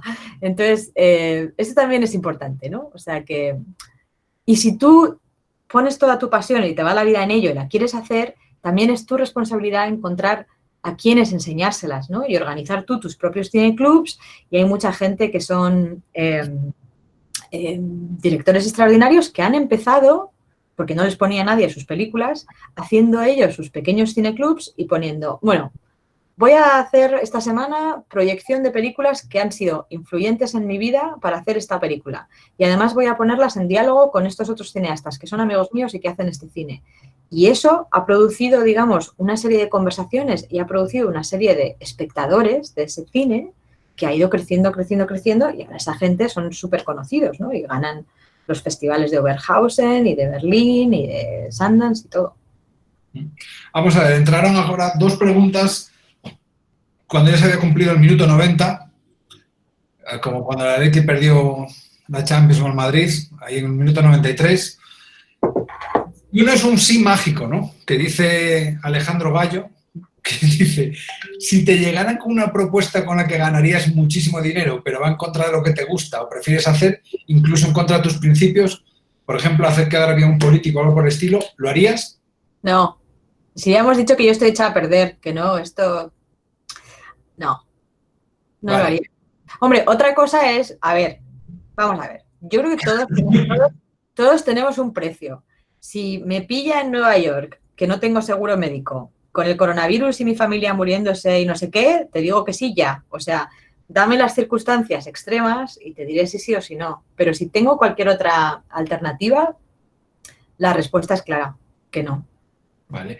Y él dice, Alejandro continúa, dice, ¿qué tal es la competencia en el campo en el que te mueves? En el campo de audiovisual, entiendo, ¿no? Bueno, es que claro, el campo del audiovisual es gigantesco. En el campo del cine documental es mucho más humana, porque aunque hay muchísima gente produciendo mucho, no hay esta sensación de competitividad que hay, por ejemplo, en Hollywood o dentro del cine de ficción, yo creo. Porque, para empezar, lo que os he dicho yo se estudia en las escuelas de cine, y es que la rentabilidad económica de la producción audiovisual documental es mínima. O sea, son muy pocos los que están viviendo la vida loca porque han hecho documentales.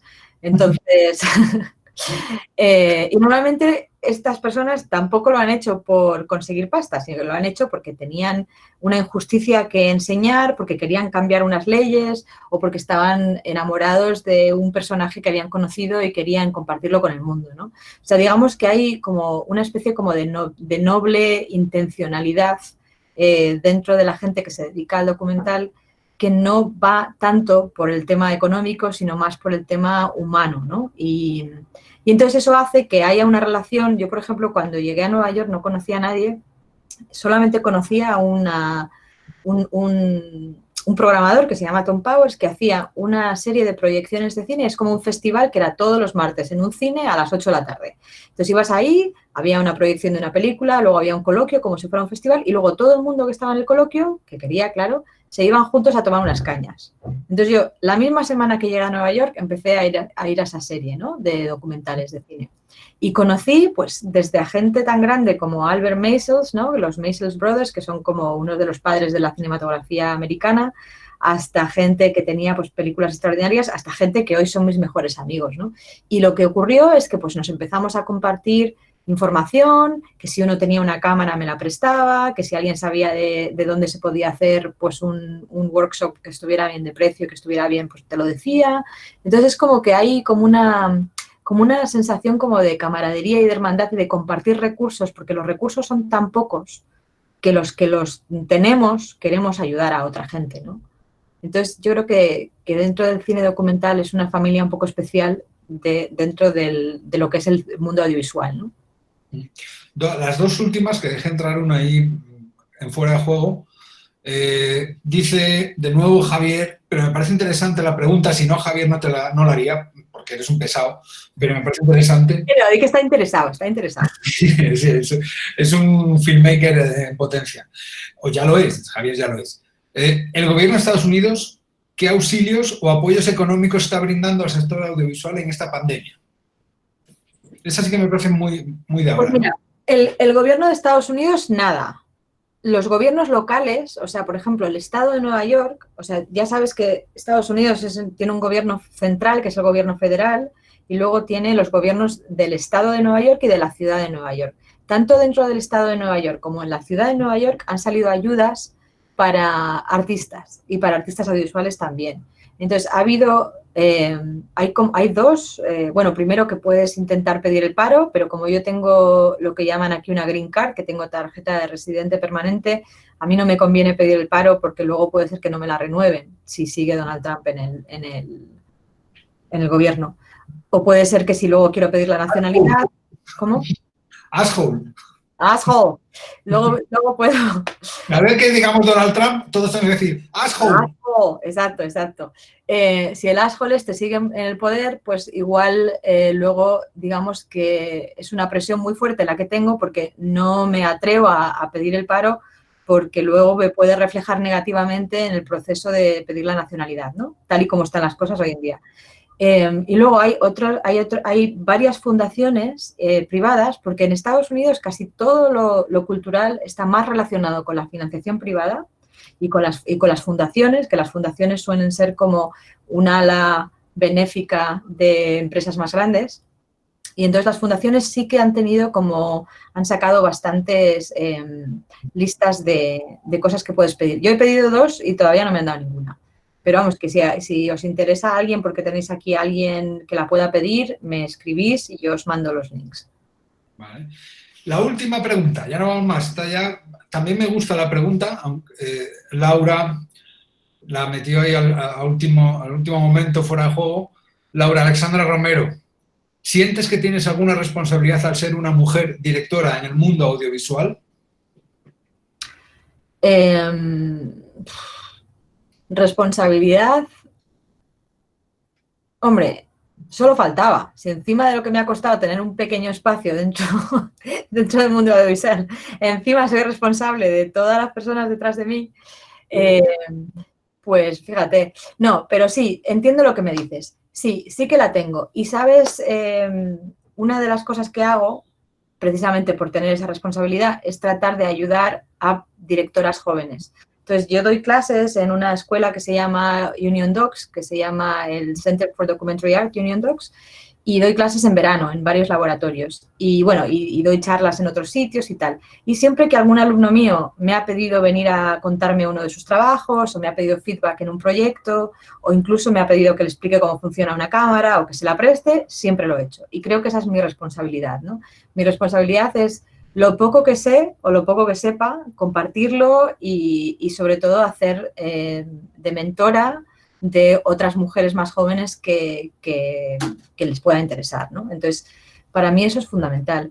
Y luego, pues como yo me estreso, pues no me quiero poner mucha responsabilidad. Entonces, prefiero cuando hago mis películas pensar que no tengo mucha responsabilidad y que no pasa nada si las ven 10 o 20 o 30 o 100 personas, pero si luego las ven 8.000, pues mucho mejor. Vale. Bueno, pues hasta aquí vamos. De nada, Laura. Vamos con preguntas. Ahora, finalmente, para acabar, vamos a que nos cuentes cuál es el proyecto en el que estás. Me comentaste, de hecho me pasaste el enlace, os lo voy a poner ahora en el chat, el enlace de una película, es el teaser de una película que se llama Una historia de brujas, A Witch Story. Sí. Lo pongo por ahí en el chat y lo ven. Recuerdo también que vamos a subirlo a YouTube y en YouTube pondré los enlaces que hemos puesto ahí para los que lo quieran ver. ¿Qué es esto de la historia de brujas? ¿Qué historia es esta? ¿Qué cuento es? Perdón. Pues es un documental sobre una mujer que se llama Alice, que descubrió hace unos años que su tatarabuela había sido una mujer que vivía en Salem y que había sido asesinada y colgada en la matanza de las brujas de Salem.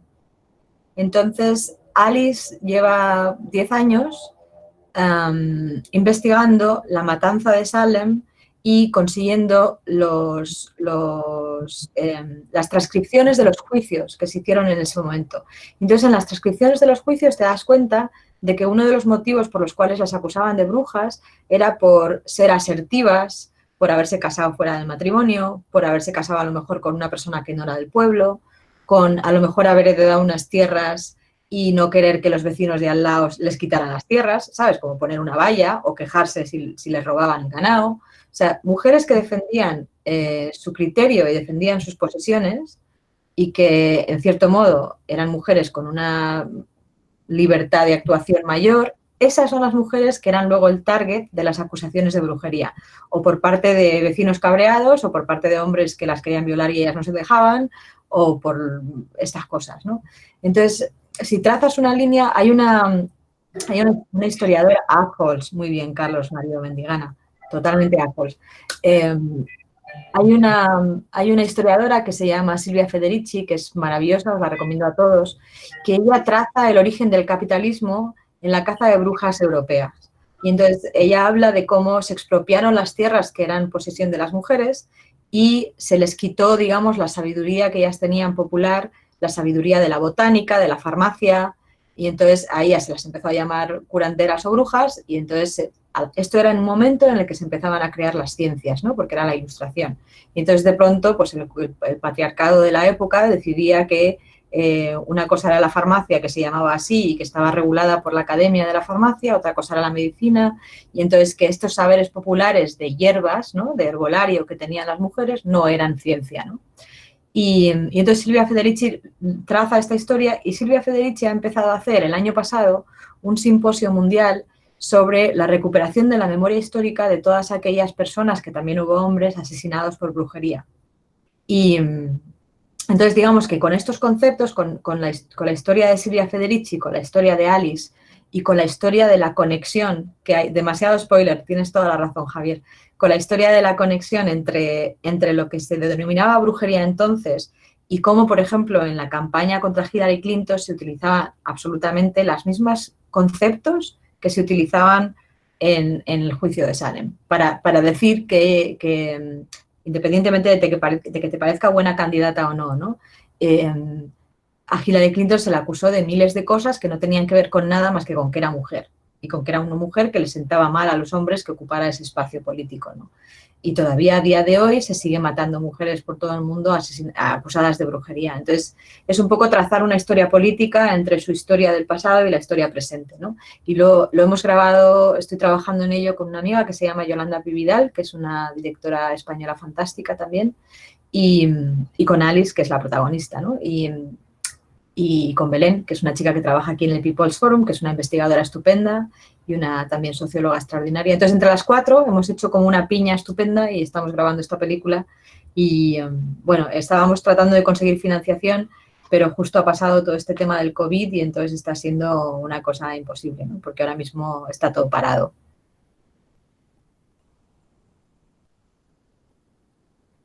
No se te oye, Carlos. Sí, lo había quitado. Sí, que hasta aquí vamos con Ruth porque llevamos 2 horitas casi hablando. Me ha gustado mucho la charla, muchas gracias. Aviso que el próximo jueves, día 30, ya hago el spoiler aquí también, jueves 30 a las 3 tendremos otro invitado, estáis todos invitados. Ya nos va a hablar un poquito más de literatura. Se llama Santiago López Navia y yo creo que su discurso va a ir por otro lado. Es un crack, es el Santiago. Ruth también le conoce. El próximo jueves 30 a las 3 con Santiago López Navia. Muchas gracias, Ruth. Yo creo que todos deberíais poner muchas gracias en el chat. Muchas gracias a todos por acompañarnos todo este rato y por vuestras estupendas preguntas. Y muchísimas gracias, Carlos, por invitarme a compartir esta vida tan extraña mía con tus alumnos. Con mucho gusto. Para eso estamos. Y, oye, ojalá en un futuro se pudiera hacer la cosa de traerte un viaje a Colombia, ¿no? Estaría bien que viniese a la universidad a contarnos algo en directo, ¿no creéis? Encantada. Abrir micrófonos ya, si queréis, abrir micrófonos. Contarle cosas. Darle las gracias de viva voz. Ya lo estoy leyendo. Muchísimas gracias a todos por vuestros comentarios. Bueno. Muchas gracias, fabulosa invitada, muy motivante. Gracias. Gracias, Ruth. Muchísimas gracias. Qué excelente charla. Gracias. Gracias. Inspiradora, motivadora. Maravilloso. Poderosa. Gracias. Muchas gracias. Bueno, Ruth, seguimos en contacto. El que quiera el contacto con ella o pondré en el Classroom de alumnos los enlaces de nuevo, el que le interese. Y si alguien quiere contactar con Ruth directamente, pues que hable conmigo, yo le paso el mail y etcétera, ¿no? Gracias a todos. Nos vemos el jueves 30 a las 3 de la tarde. Gracias, Muchas Ruth. gracias. Cuídate. Cuidaros mucho. Cuidaros mucho, amigos. Hasta luego.